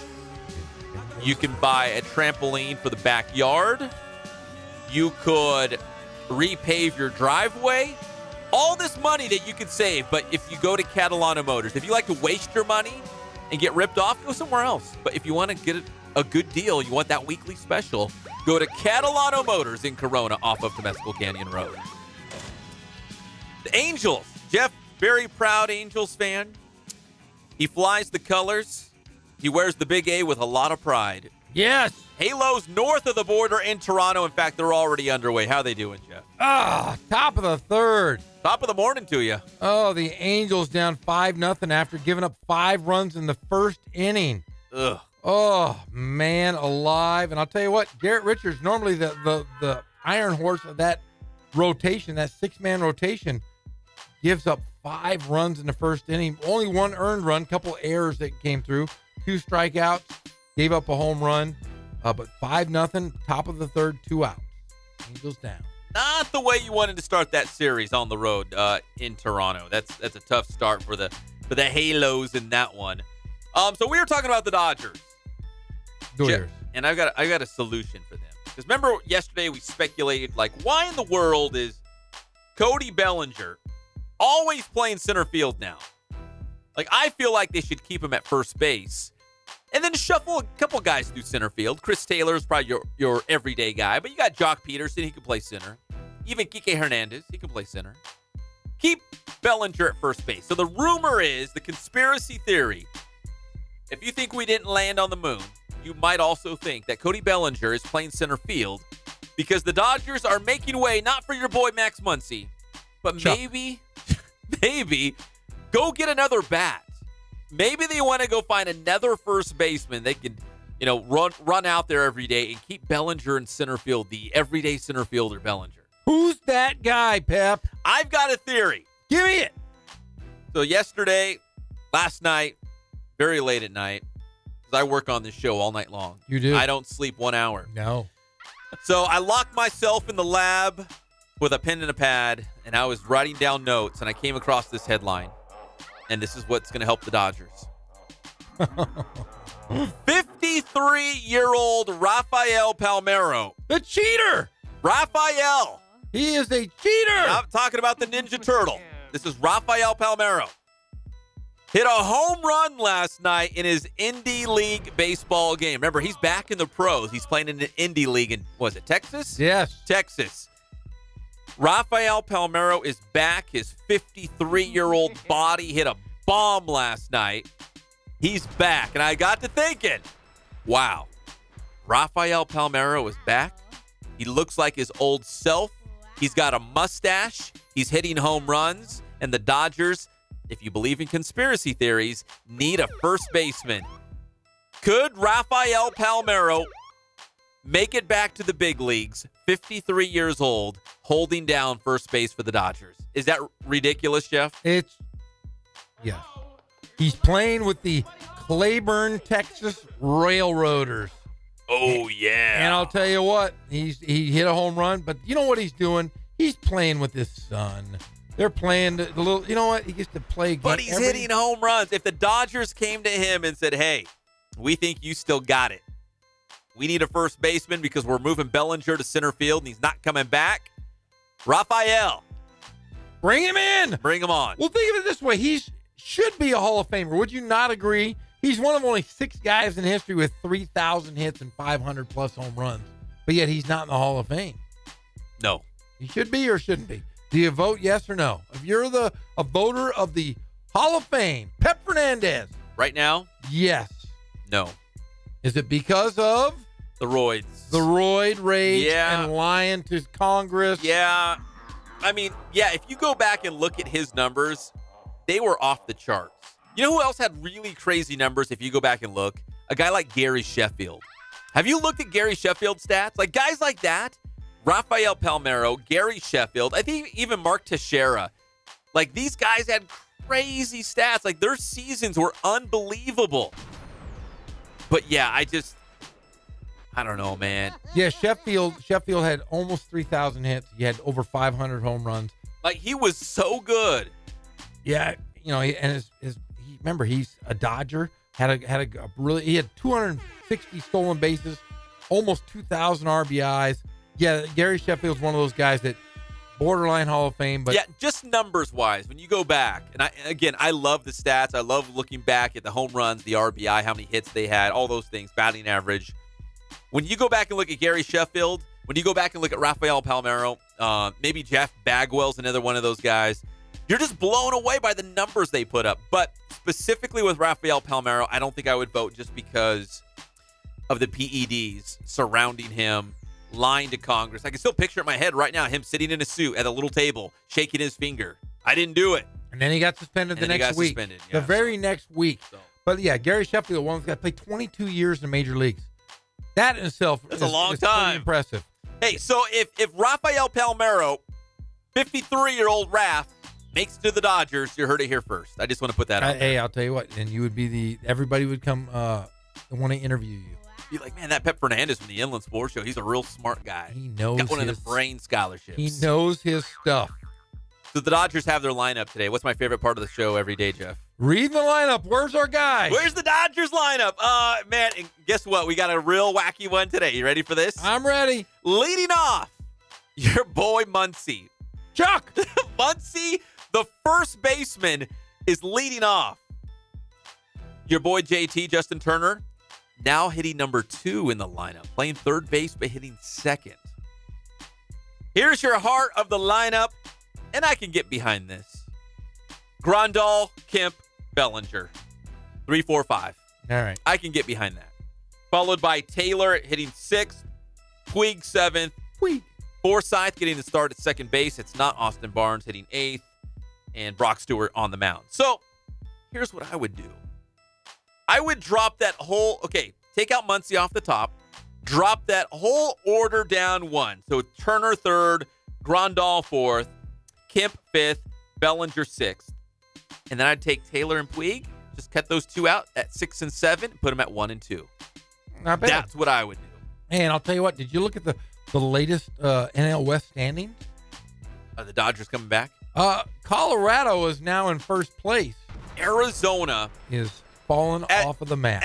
As bad as the Dodgers have been, I mean, they've hit some hard times, but Arizona has been just as bad. I know we focus on the Dodgers because we're here in the Inland Empire in Southern California, but if we were doing a show in Phoenix, they probably think the sky is falling right now because Arizona's really stinking it up too. They have lost 10 of 11. They've lost 5 in a row, and now they're a half a game out, and the Dodgers are still only 5.5 out after playing such miserable baseball here in the month of May.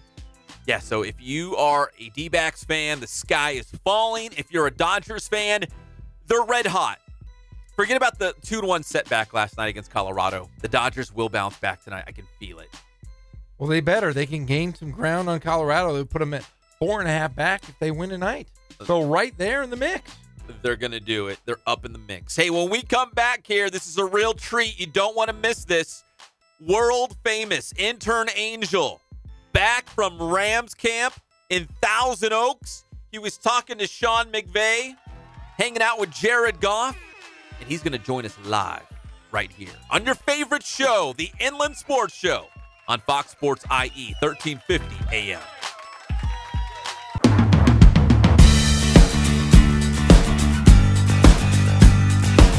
We're small, family-owned, strive for quality pre-owned vehicles. We're not a volume dealer, and we take every deal as personal to us.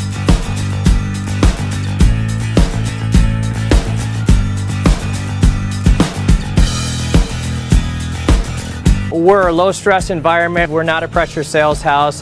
If you want to shop us, you're more than welcome to shop us. We have, like I said, great rates, competitive financing, a lot of one-owner, clean Carfax, clean title vehicles. As you see, we have Carfax everywhere. That's most important to us, to educate our customers before they make a purchase.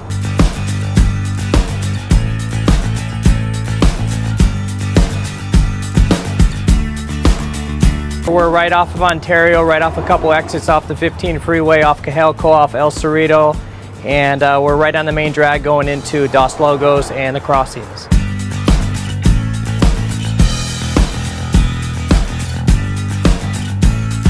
We have great financing, we have great lenders that we're using, we do buy, sell, trade, cash for your car, whatever we need to do to help accommodate the customer, that's what we're here for.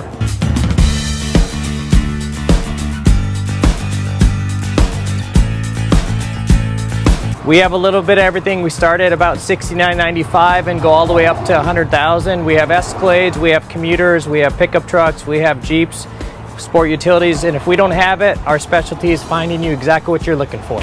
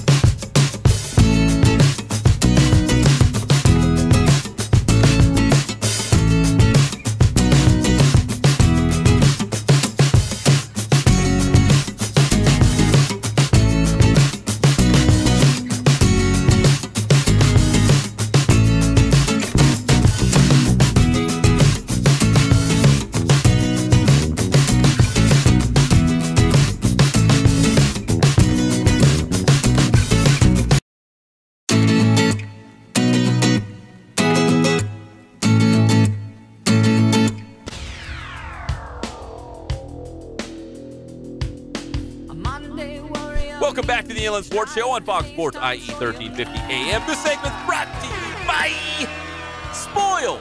Quick, quality oil change. Listen, every 3,000 or 5,000 miles, you know you got to do it. You don't want to break down on the road. You got to do it. Get your oil changed. No pressure. So easy. Spoiled. Quick, quality oil change. Flowers, mints, the whole deal. The whole deal is Spoiled. That might be Jeff's dinner as a mint. Yeah, hey, I get to go home and eat fish sticks, beans, and an artichoke. How do you eat an artichoke? Like, how do you think your wife is going to prepare an artichoke?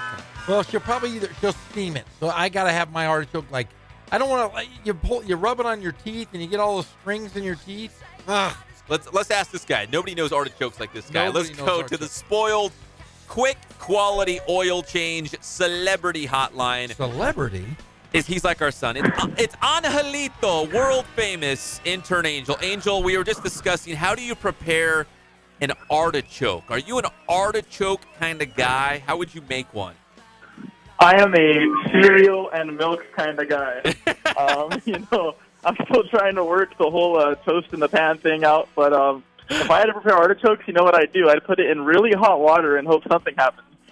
Yeah, I don't know. I'd probably take it, and then I'd put it in the trash. That's how I'd prepare an artichoke. Well, Pep, were you an artichoke guy in college? Come on, man. No. I'm out here slapping down Slim Jims and Snickers. Oh, you know what? And Top Ramen, peanut butter and jelly, those were my go-tos in college. But Angelito, let me ask you this, because the big subject today was, when I was little and my parents would be the end of the month and money was tight, there'd always be the same meal that you'd have over and over to get through the rest of the month. And maybe as a parent now, I do it with my own kids, but my meal as a child, when money was tight at the end of the month, my parents would just put a whole crock pot full of beans, pinto beans, and we'd have bowls of beans for dinner, just straight up beans. In the Viscarra La Casa. What was the meal at the end of the month that your parents would make you when money was tight? All right, when money was tight, I'd say Mama would call it weenies and tortillas. You get some ballpark franks, chop up the ballparks, throw some mayonnaise on there, and there we go. Mayonnaise. You know what? You had me until you said you put mayonnaise on it. Weenies and tortillas. Because bologna. Fried bologna. I love it. It looks like a big scab when you cook it. It bubbles up and So Angel, we bring this up because tonight Jeff at his house, they're eating frozen fish sticks, artichokes, and black beans. Yeah, horrible. What kind of dinner is that? It's a horrible. Hey, guess what? I have an artichoke joke for you. You have an artichoke joke? Where did the artichoke go to have a few drinks? I don't know. The salad bar. Hey, one more. Crickets. Bring out the crickets. What did the artichoke say to the man eating a salad? You got to be choking. I don't know. You got to be choking. That is good. Don't choke on. Have a heart. Have a heart. Because artichokes have hearts. There we go. I got a whole bunch of them. Knock, knock. Who's there? Artichokes. Artichokes who? Artichokes when he eats too fast. Artichokes. There we go. Hey, Angelito, you were at Rams OTAs yesterday. We're going to get to that. But first, I want to ask you real quick. So we had Kurt Sandoval from ABC7 on the show, and Jeff spilled his guts that he loved his wife, Jeannie Zalaska. Oh, yeah. That he had a big crush on her for the longest time. He still does. I probably could have dated her. Did Kurt, I'm just curious, did Kurt Sandoval ever say anything like, hey, yeah, that guy Jeff, he said he loved my wife. Did he ever say anything like that to you? He didn't, but I think you caused a big rift in their marriage. The next couple of days, he came down to the office. I could tell something was wrong with Kurt, and he just said, Jeannie, man. She listened to the interview. How do you compete with Jeff Gorham over here? I mean, look at him. You can't, baby. Look at him. Yeah. Hey, One of the most prolific scorers in Riverside history. Prolific. Hey, Kurt Sandoval can't say that. No. Was he good at sports in high school, Kurt Sandoval? Does he come into the office, Angel, and say, you know what? When I was in high school, I scored 30 points in a game. Well, dude, I mean, he's a pretty well-fit guy. I mean, in between segments, he runs out to Griffith Park, does a couple miles, and comes back. So I'd imagine he was a pretty limber fellow back then. I hate that guy. If he goes out running, what a dummy. He's supposed to sit and eat artichokes. Hey, world famous, you were at Rams OTA, the first day of it yesterday up there at Kowloon. You had a chance. In fact, you asked the question to Sean McVay, right? Yeah, I asked the question to Sean McVay about, the whole Aaron Donald situation, but I also asked Marcus Peters that question that kind of got that questionable response, and it's pretty surprising the way he went about that question. I mean, first day of OTAs, and he's kind of taking a jab at management. Pretty interesting. Yeah, we were talking about that too. Marcus Peters, the new guy on the job, right? Just got there, had barely got his jersey and helmet. And he's already said, "Yeah, pay Aaron Donald." It's like, hey, you're the new guy, dude. Yeah. Know your role. And shut your mouth. So you also talked to Sean McVay. I heard you ask him about Brandon Cooks, didn't you? Yeah, I asked him a bit about Brandon Cooks, and I mean, it's pretty impressive. The first day he's out there, he makes a big catch down the left sideline for a touchdown. I mean, it's just 7-on-7. Nobody's wearing any gear out there, but Brandon Cooks, man, quite a piece, and he's got an interesting story. I mean, he's only 24 years old, and he's already been bouncing around the league. But everywhere he's gone, it's usually been a good offensive situation. The Saints, the Patriots, and now the Rams. So it'll be interesting to see what he can do for them this year. Well, he's that receiver though that he can separate himself.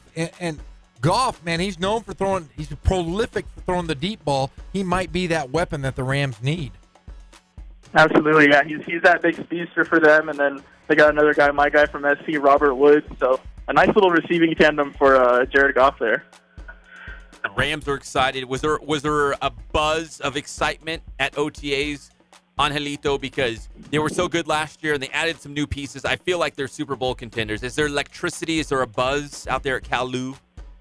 I think it certainly feels like a Super Bowl or bust kind of dynamic for them. I mean, you look at the contract situation too, and it looks like that too. I mean, all these guys within 2 years are going to need new contracts, or they're going to need to do something to work things out cap-wise. But a big theory is Rams are going all in for the Super Bowl this year because you can start ordering season tickets for the 2020 season, which will be the inaugural season at the new Inglewood Stadium. So it's kind of like they're trying to really, get those season ticket holders ready for the new stadium in 2 seasons. Yeah, you know what? Think about it. If it was their first season in LA, remember how that all went? Yes. And then they were trying to sell the season tickets in the new stadium, it probably would have been a bust. But now, if they're really good and they've got all these stars on the team, Jeff's going to break his bank. He's going to buy season tickets. Like, you know what I mean? Like, it'll be the hot ticket in town. Absolutely. And I mean, all these guys that are going to be needing contracts in the next 1 to 2 seasons, these are big contracts that could become, I mean, Jared Goff, Todd Gurley, these are guys who are going to demand a lot of money. And Aaron Donald, you already see, his situation is year to year with them. So it'll be interesting to see how they go about things going forward. So Rams are in OTAs. I believe the Chargers started today. You going to make your way down there? I'm hoping to make my way down there. I was at a Chargers charity golf event yesterday morning out in Pacific Palisades. Really beautiful morning, but they're an interesting team too. I mean, I think both teams are really legitimate contenders for some playoff spots this year. Yeah, Jeff's calling his shot. Chargers, Rams, Super Bowl over here. He's a telling little you. nuts. The artichokes are going straight to his brain, but he's okay. Chargers are going to win 11 games, and the Rams are going to win 11 games. All right, Old Man Rivers is going to get it done. Let's see. So, Angel, what's up next for you? I mean, are you going out to the ravine tonight? Is that what you call it? The ABC 7 newsroom, the ravine? I mean, where are you going next? Well, I was going to, and then I told my employer, no way. I've got to call the Inland Sports Show today. That's right. I've been preparing all day for these 3 minutes. But no. I'll be probably out at the ravine for the Dodgers-Padres series this weekend. Hey, have you got to work Dancing with the Stars yet? I know you're an ABC guy. Well, unfortunately, the 2 qualifiers are dancing and being a star, so I'm working on trying to get one of those first. Yeah, you're the Yeah, wing. you're the Don't they wing. know you're You the know wing? what? I'm overqualified for that show with the Wink, right? You're darn right you are. Did people talk about that in the newsroom after the wink with Sam Darnold? People say like, "Hey, man, did you know you're going viral?" Yeah, I mean, one funny thing was during my interview to get into the station, I actually mentioned it. During my interview, we watched the Wink. So I think that pretty much locked me in. And then I've seen, whenever I would see Sam Darnold this year, I mean, he kind of always know me as the guy who winks behind him creepily. So we got along in that weird way. Wait, hold on. So I want to hear how this job interview went. You go in there and you hand them your resume, and they're like, "Oh, cool. You were an intern with the Inland Sports Show. You're a product of JW North High School, current student at USC. You come from a great family. You're also the Wink. Like, you put that on your resume? Like, how does that come up in a conversation? How does that come up? Well, you know, at the end of every interview, there's always that crucial, is there anything else you'd like to add? and I mean, right there, I just say, you know, you heard of Sam Darnold, right? Well, I winked behind him once. And then instantly, you know, I already have the link saved on my phone. And, you know, we pull that thing up and then pretty much offer me the job on the spot. That's unbelievable. Wow. Is there anything else you'd like to add? Yes, I'm an honor roll student. I spend my time serving meals at the Mission, and I was the guy behind Sam Darnold. I was the creepy guy behind him. There we go. Angel, you are the best, brother. Man, it was good catching up with you, and let's do it again soon. Let's talk a little Dodgers next time or some Chargers. Absolutely. We'll do it again soon. Love you guys. Much grace. Hey, you're the best. Keep it strong with those weenies and tortillas out there. All right, I'll keep slathering them with mayonnaise. All right, later, guys. All right. Hey, I have one more joke, Pep. Oh, see you, Angel. Bye, Angel. One day, two artichokes who were best friends were walking together down the street. They stepped off the curb, and a speeding car came around the corner and ran one of them over. The uninjured artichoke called 911 and helped his injured friend as best as he was able. Yes. The injured artichoke was taken to the emergency room at the hospital and rushed into surgery. After a long and agonizing wait, the doctor finally appeared. He told his uninjured artichoke, I have good news and I have bad news. Uh-oh. The good news is that your friend is going to pull through. The bad news is he's going to be a vegetable for the rest of his life. That's a good joke. Wow. That was a good one. That was a good one. Great way to end. What a segment. Jeff will be here all week long when we come back. NFL news, because the owners are all getting together in Atlanta. They're talking about a lot of things. A lot of things are on their plates, getting ready for the next upcoming season. Where's the Super Bowl going to be? NFL draft? Where's Tom Brady? All sorts of things. We'll talk about the NFL when we come back. It's the one and only Inland Sports Show on Fox Sports IE, 1350 AM.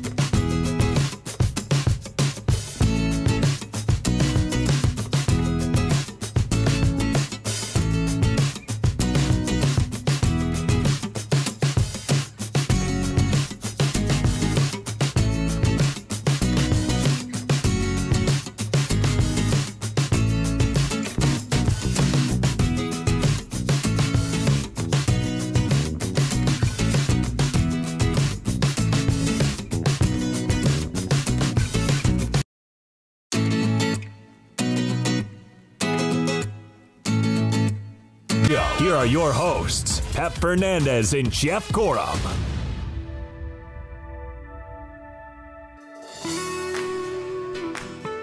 Wait, who is this? Who is this? Santana? Santana. Santana with a girl. Who's the girl? I don't know. Sound like Kylo Ren. Who's the girl? Who's the lady? Who's that lady? Hey. Michelle Brandt. Big time star. Oh, I liked her. She was good. Was she? Yeah, she was very good. Okay. Hey, welcome back to the Inland Sports Show on Fox Sports IE 1350 AM. This segment brought to you by Ken's Sporting Goods. More than 40 years in the Inland Empire, providing you with all of your sporting gear needs. And Letterman's jackets. Ken's Sporting Goods. Horsetown, USA, KenSportingGoods.com. Before we get to the NFL, we got all kinds of scores from the CIF playoffs pouring in. Congratulations going out to #Yucktown. Yucaipa High School softball, they win again in Division II. 7-6 the final score against La Serna. #Yucktown. Big win for Yucaipa there. We've got more scores. Make sure you're following and tweeting at Inland_sports because we do appreciate it. This one's not so good. Aquinas falling to Chaminade. 8-zip in D5. Damn it! I felt the same way. To baseball, Temescal Canyon leading Long Beach Poly by a score of 4-zip.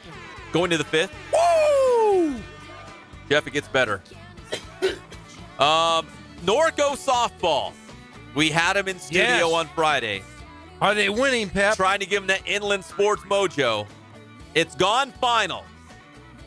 In Horsetown, USA, the Norco softball team, the #1 team in all of Division I, the best team in the entire country in the galaxy. They beat Santa Margarita 2-1. It was a close one. Man, brother. Oh, it was a close one, but they win because they came on the show. Corona High School baseball, it's going to the 7th, final inning. The Panthers, without Rumpelsnakeskin III, they are losing. What? 5-2 to Olu. Come on! Terrible. Very terrible. Can't lose to the Trinity League. We're going to bounce back with Redlands East Valley softball. The Wildcats are back in the win column. 4-zip over the Burros from Burbank. Not the Burros. Don't be confused. Oh. Those are the real ones. Oh. Rev softball, 4-zip. Do we have a North score? No, but you know what? Kono was covering the game. Stephen Kono. JW North taking on Santa Ynez from the Santa Barbara area. JW North was winning. Kono's on his way back right now. I believe his phone is probably dead. So as soon as he gets back, we will all know and we'll pass that along to the world. Well, we have an Angel update if you'd like that.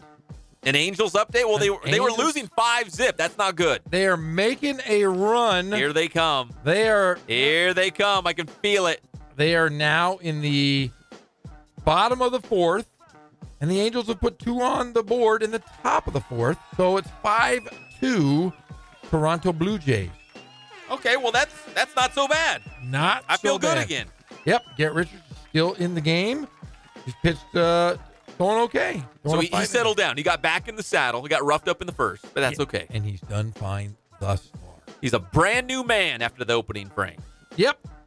Some news and notes, Jeff. Okay. From the world of the National Football League. We'll get to more Major League Baseball scores in our next segment. I promise. Okay. Update on Tyler Chatwood as well from Redlands East Valley. Okay. So all the NFL owners, they're getting together in Atlanta, talking about important things, wearing fancy, expensive suits, smiling, all those things. And one of the big things is the Carolina Panthers, they were sold, right? Got a new owner. Yes. Down there in Carolina. Also on the docket, they say the kickoffs are a little violent. Guys running down, full head of steam, hitting each other. They're trying to come up with something new, right? They have come up with something new. What's the new thing, The rules are now, the kickoff rules have been designed to reduce high-speed collisions. And this is what they're going to include. The elimination of running starts for kickoff coverage teams.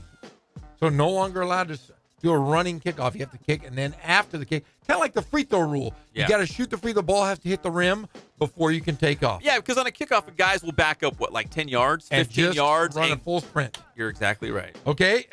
What's new? A requirement that 8 of the 11 men on the return team must be aligned in the setup zone within 15 yards of the ball. No blocking within the setup zone until after the ball touches the ground. And there has also been the elimination of the 2-man wedge blocks. A kickoff team must have 5 men lined up on either side of the ball, a move that will limit schemes designed to get free runners in coverage down the field. There's your new rules off of the kickoff. Wonderful. Thank you. And that's what they're talking about. They're wearing their fancy suits, and they're talking about those kind of things. Also, this is going to get approved. We mentioned it very quickly yesterday, but again, it needs the owners' approvals. That Arizona and New Orleans will be getting the Super Bowls in the coming years. Arizona is going to get it in 2023. It's going to be their 4th Super Bowl overall. Because, again, it's Arizona. It's Phoenix. Well, technically it's Glendale, I guess. But it's a beautiful stadium. The weather's always nice, right? So yes. They're going to get it in 2023, pending approval, which it's going to be approved. And New Orleans, they're going to get it in 2024. It'll be the 11th time the Saints have hosted the Super Bowl. So I guess what that means, Jeff, is 2023, if you're a Cardinals fan, you're not going to make it to the Super Bowl. If you're a Saints fan in 2024, you're not going to make it to the Super Bowl. And LA, they're scheduled to have the Super Bowl in 2022. So if you're a Rams fan, I guess, or a Chargers, just cross out 2022. Just forget that whole season. Don't even play it. Yeah, I was going to ask, Angel said something about the stadium in Inglewood. Is there not a stadium being built in downtown Los Angeles? Are there 2 stadiums or just one? And that's the one in Inglewood. The Chargers are going to move in with the Rams, and that is the one. And that's in Inglewood. Yeah, because I don't think it's necessarily in downtown, like downtown. Okay. Because I know they're going to incorporate like a shopping center. They're going to have the NFL headquarters. It's going to be a whole deal. Shopping, restaurants, hotels. Oh, yeah, there's a football stadium. Like, it just happens to be a part of it. They're going to have also a basketball arena as well. Don't know if the Clippers are talking about going there or going possibly back to the old Los Angeles Forum, which has been another talking point. Really? Yeah, they're redoing the Forum. That'd be the cool, fabulous right? Forum. That'd be cool. That would be really cool. I mean, it's a great venue. It's 18,000 people, perfect size. Have the Lakers move out of the Staples Center, go back to the Forum, and leave the Clippers with the Staples It'll always Center. be showtime at the Forum. Showtime. I don't know if the Clippers. I don't think the Clippers would be a bad idea. Yeah, the Lakers should go to the That Forum, would be and the awesome. Clippers would stay at to Staples. Go back to the fabulous Forum. Go back to your roots. But then again, the Lakers did a lot of stuff at Staples Center too. So they've done a lot. So yeah, I know it's going to be They've done a lot. I get it. An amazing. I get it. They've done a lot. It's going to be a great complex. NFL headquarters, NFL draft will be here every year. We're going to host Super Bowls. We're going to host Final Fours because of this. It's a great revenue stream, and it's going to be a great thing for the city of Los Angeles. Also pending approval from all the NFL super rich owners in their fancy suits. Nashville would like to host the 2019 NFL draft. I guess that's cool, right? Nashville's a good football city. They love the Titans. Might as well. It'd be nice to see them moving around. I mean, I know they're going to have it in Los Angeles. They're going to have the Combine here as well. I don't know if you knew that. I didn't know that. So the Combine every year will be in Los Angeles. And one other football note, because we always love talking about Tom Brady, whether he is swimming in his hotel pool in Qatar or wearing a ridiculous goth mariachi suit at the big gala. At the big gala. At the Met. At the Met with Giselle Bündchen. Still not in my top 20. He's a no-show at voluntary OTAs, the optional team activities. And I think it was Adam Schefter, one of those football reporters who fancy themselves as like, I know everything. I got all these sources. Blah, blah, blah, blah. Okay. So I think he was the one that said, oh, man, this is a very telling sign. Like, he's not at OTAs. This is bad news. Listen, he's got a beautiful wife. Yeah, she's okay. He's got like $400 billion. Yeah, that's true. Or $400 million. Yeah, he's got a lot. But it might be $1 billion. $400 million in the bank. His 40-year-old body needs some downtime. Like, what's the big deal? It's optional. You think Tom Brady's not going to come into training camp not ready to go? Of course he's going to be coming ready to go. Who cares about the optional team activities? He's 40 years old. He's not 25 years old trying to win a spot as the starter on the team. He's 40-year-old Tom Brady, and he's married to a supermodel. Would you be at the optional team activities? No. No. And let's be honest, I think the press, a lot of the East Coast press, are starting to say there's chinks in the armor of the Patriots. Nah.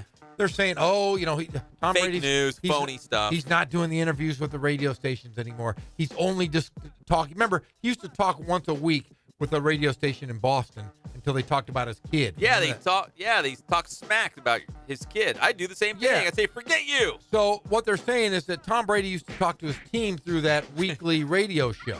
That was kind of the way they said that he would address his team was through that radio thing. Now they're saying he only talks to him through Instagram and Snapchat or whatever it is. He doesn't know anyone, unless there's money involved, like contractually, that, hey, we pay you this much money, you got to talk at this time on this station. Unless there's some sort of a contract involved, forget it. Yes. Get out of his face. He's 40 years old. He's got a few years left. That's the guy. He's a professional. The guy eats well. He's always in shape. Yeah, it's not like you have to fear he's going to report to. When's the next mandatory camp? Like in June? Yes. He's not going to roll in June and be like, dude, Tom Brady got fat. He looks like he's so out of shape. No, come on, get out of here. Tom Brady is lifts every day. When you're worth, like you said, $400+ million a year, your days include eating well. You've got your own chef. You work out every single day. You're not sitting around doing nothing. No. And you take your kids to school and you enjoy your life while you have it when you have that kind of money. So if you're freaking out, oh my gosh, Tom Brady, he's not there. OTAs. Listen, don't freak out. Don't click on that link. It's fake news. They just want clicks. He's fine. He's going back to the Patriots. He's already said that. His agent said that. The Patriots said that. He's coming back. He's just not at OTAs. It's optional. It's if you want to. Again, he's 40 years old. He needs to rest his body. It's old. He needs to rest it. He's got a beautiful family. They hang out in Qatar. Would you go to OTAs? No. Or would you wear a gothic mariachi suit and go to fancy, swanky balls and galas? I like swanky balls. I've always been one to love swanky balls. I could go to any kind of... I love those swanky balls. Great time. Let's take a break. We're still efforting Jeff Steinberg. He's out there. He's not out there. He's out there. Let's take a break. You're listening to your favorite show, the Inland Sports Show, Fox Sports IE, 1350 AM.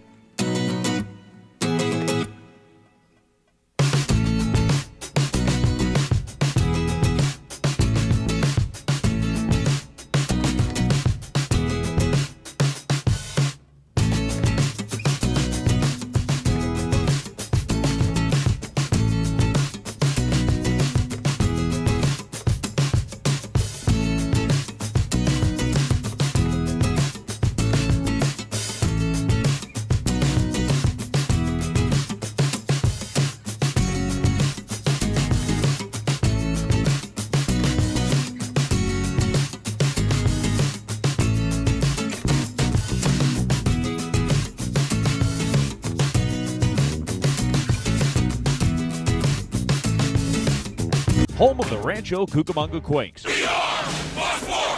I'd say in a given week, I probably only do about 15 minutes of real, actual work. We're back to the Inland Sports Show. Here are your hosts, Pep Fernandez and Jeff Gorham.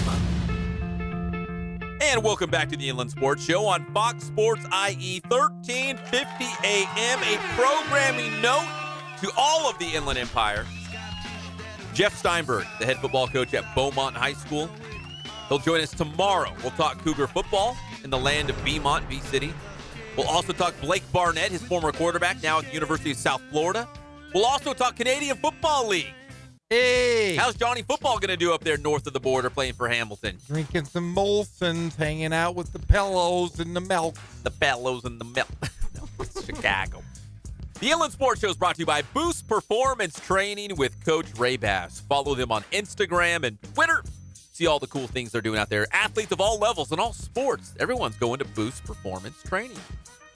All right, I got bad news. No! Terrible news, in fact. What?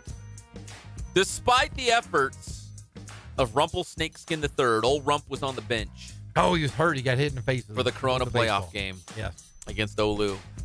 It has just gone final in the Circle City, Corona High School, the only Inland Empire school that we had left in Division I. They made it all the way to the championship game at Dodger Stadium last season. It has just gone final. They have lost to Orange Lutheran by a final score of 5-3. No! Moment of silence for the Panthers. They'll be back. All right, here we go. Old Rump. Rump will be a junior next year. Oh, he's a fine ball player. Rumple Snakeskin III. We got your Major League Baseball scores in just a moment, including Tyler Chatwood on the bump for the Chicago Cubs. You know where he plays. With the sausages and peppers. Yes, he does. We've been talking about all the local playoff scores. Kono went out to his first playoff game, covering it. JW North against Santa Ynez. In Division 5 softball action. North won, right? What a game. Did you enjoy it? I did. I honestly did. It was a close game, Down right? to the final out. The final out was probably the most exciting out of the entire game. It was? I'm telling you. It's stolen base. Runner the catcher tries to throw her out at second. Pass ball. She tries to go to third. This is the tying run we're talking about. Going from second to third. Playoffs. Threw her out at third base. Got her out at third. Are you serious? Yeah, third out.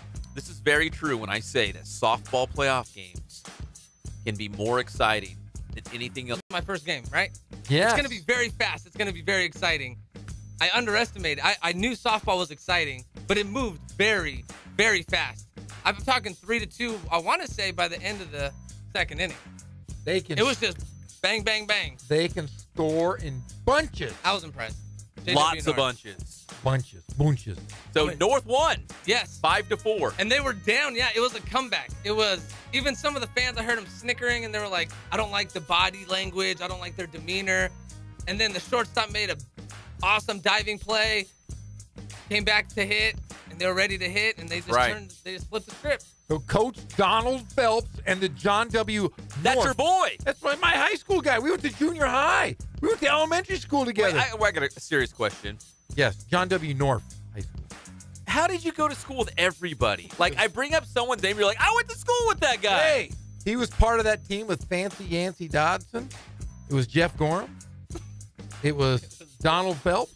We were all part of that great Donnie boy. He remembers Jeff. Of course he does. He was Of course he does. Oh, yeah.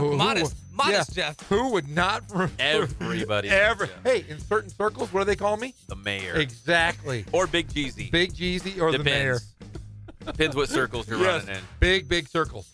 We got another final score. This one coming via Daryl Trujillo. Daryl Trujillo.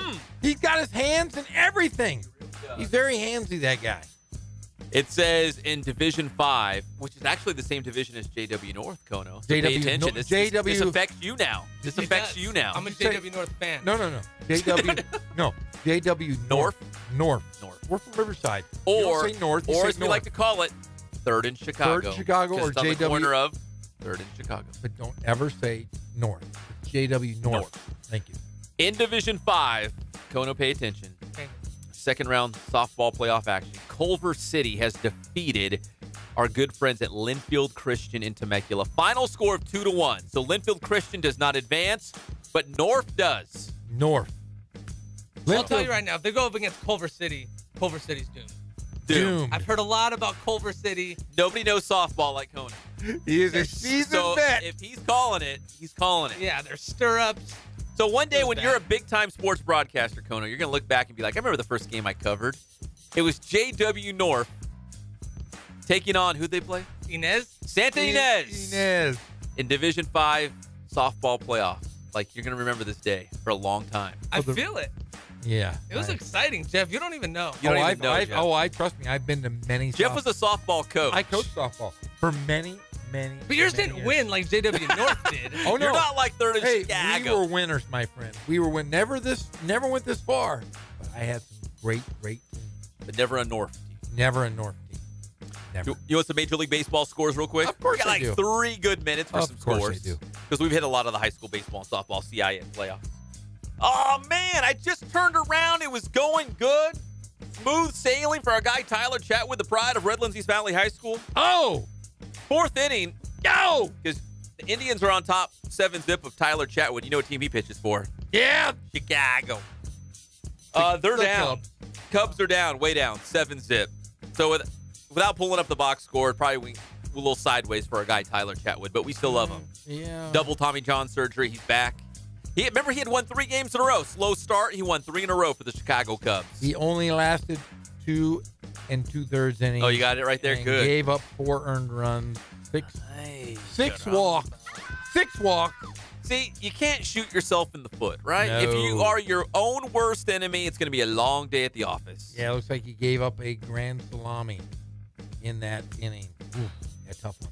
You are so hungry. You're referencing food now when you're talking sports. I did? You're like, he gave up a grand salami. Hey, what are you talking about? I got fish sticks, artichokes, and beans when I get Did you hear that, Kono? That's what he's having for dinner? Worst dinner. Fish sticks, artichokes, and black beans. Yeah. Fish sticks are delicious.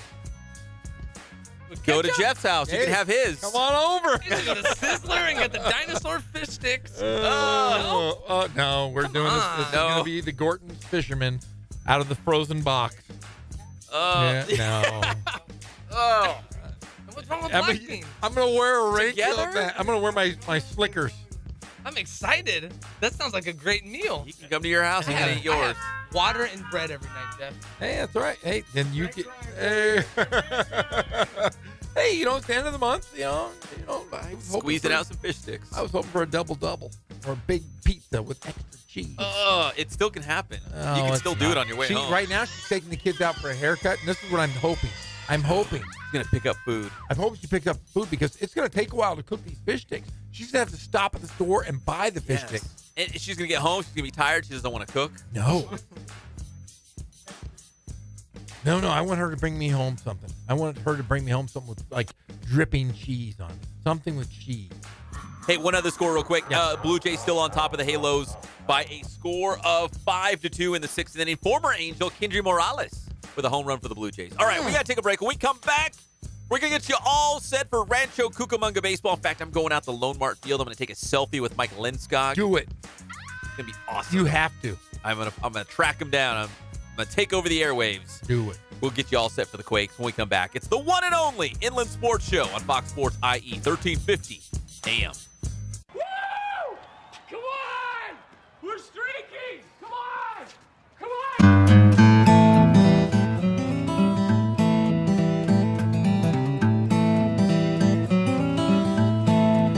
We focus on the customer here.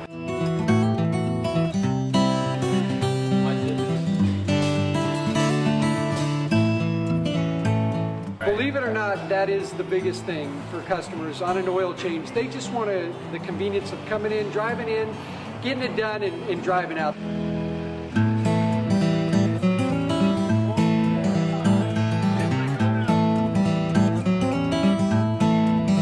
We just greet them, get them going, and they're done in about 10 minutes or so.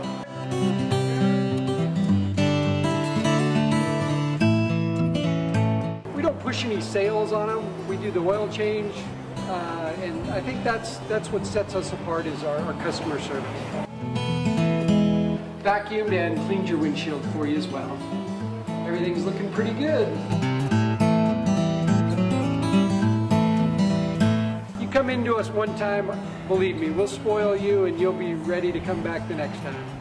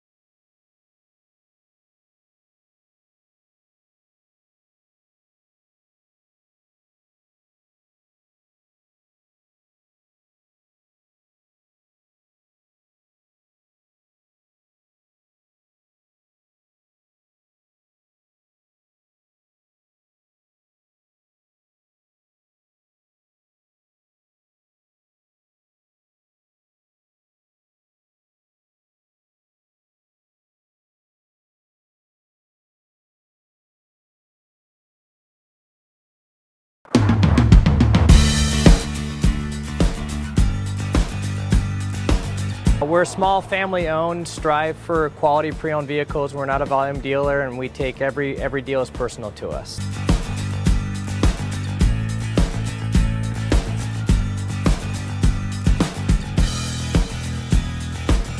We're a low-stress environment. We're not a pressure sales house. If you want to shop us, you're more than welcome to shop us. We have, like I said, great rates, competitive financing, a lot of one-owner, clean Carfax, clean title vehicles. As you see, we have Carfax everywhere. That's most important to us, to educate our customers before they make a purchase.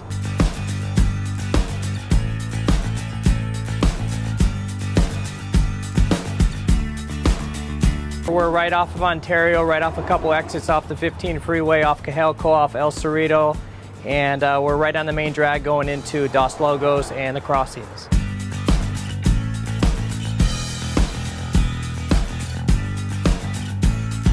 We have great financing, we have great lenders that we're using. We do buy, sell, trade, cash for your car. Whatever we need to do to help accommodate the customer, that's what we're here for.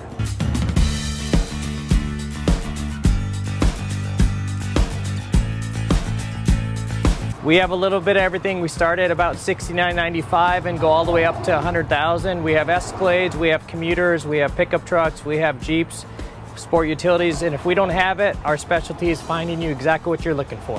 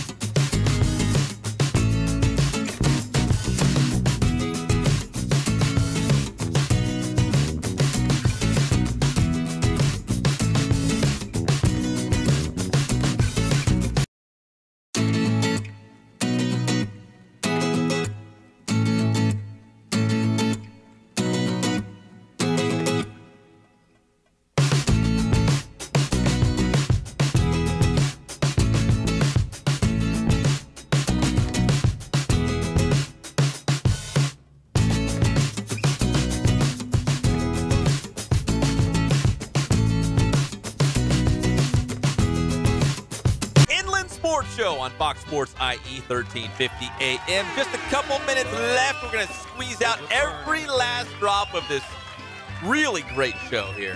Fantastic. How you doing, Jeff? I'm starving.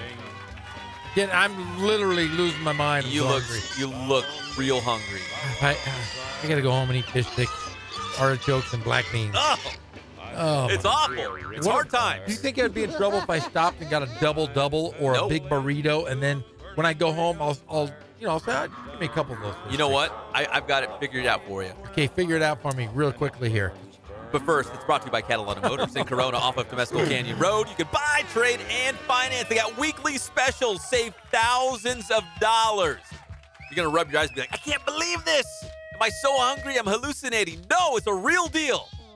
At Catalina Motors in Corona off of Temescal Canyon Road. No, see, here's the deal. You pick up something really good on the way home and you surprise your wife. Now you look like the hero. She doesn't have to cook. It's something really tasty and delicious. Yes. And you're off the hook. Bingo. The only thing is Solved. she did this for the boys, wanted fish sticks. I don't know why my kids want fish sticks. Hey. I don't promote it in my house. The boys can still eat it. You and Carla can have a feast on extra crispy. Extra crispy is my favorite. Mashed potatoes and gravy. Oh, even the coleslaw and the bucket. I would even eat the bucket right now. The bucket sounds amazing. What about a double-double? A double-double! Animal style. Oh, my gosh, and those french fries. It could be you. You could be a hero tonight when you go home if you simply pick up dinner and say, you know what, Carla? I love you so much. I don't want you to cook tonight. Dinner's on me. I'm going to do it. You have been working so hard for this family. The boys had to get their haircuts today. I don't want you to lift another finger and cook for this family. I'm bringing dinner home because I love you. That would be great. Now look at the situation. It's a completely new landscape in the Gorham house. You are the hero. You are the hero. I do have to stop on the way home and get olive juice, though. You know why? Why? Because I need a martini tonight.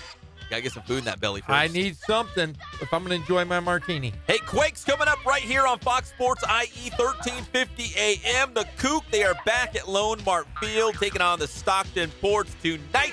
Mike Lindskog will have the call in just about 50 minutes with a pregame show starting right here. We'll be back tomorrow, 3 o'clock. Matt Logan from Centennial. Evil. Jeff Steinberg from Beaumont. He's live evil, on the too. show, They're both evil. It's your favorite show, the Inland Sports Show on Fox Sports IE 1350 AM. We'll see you tomorrow.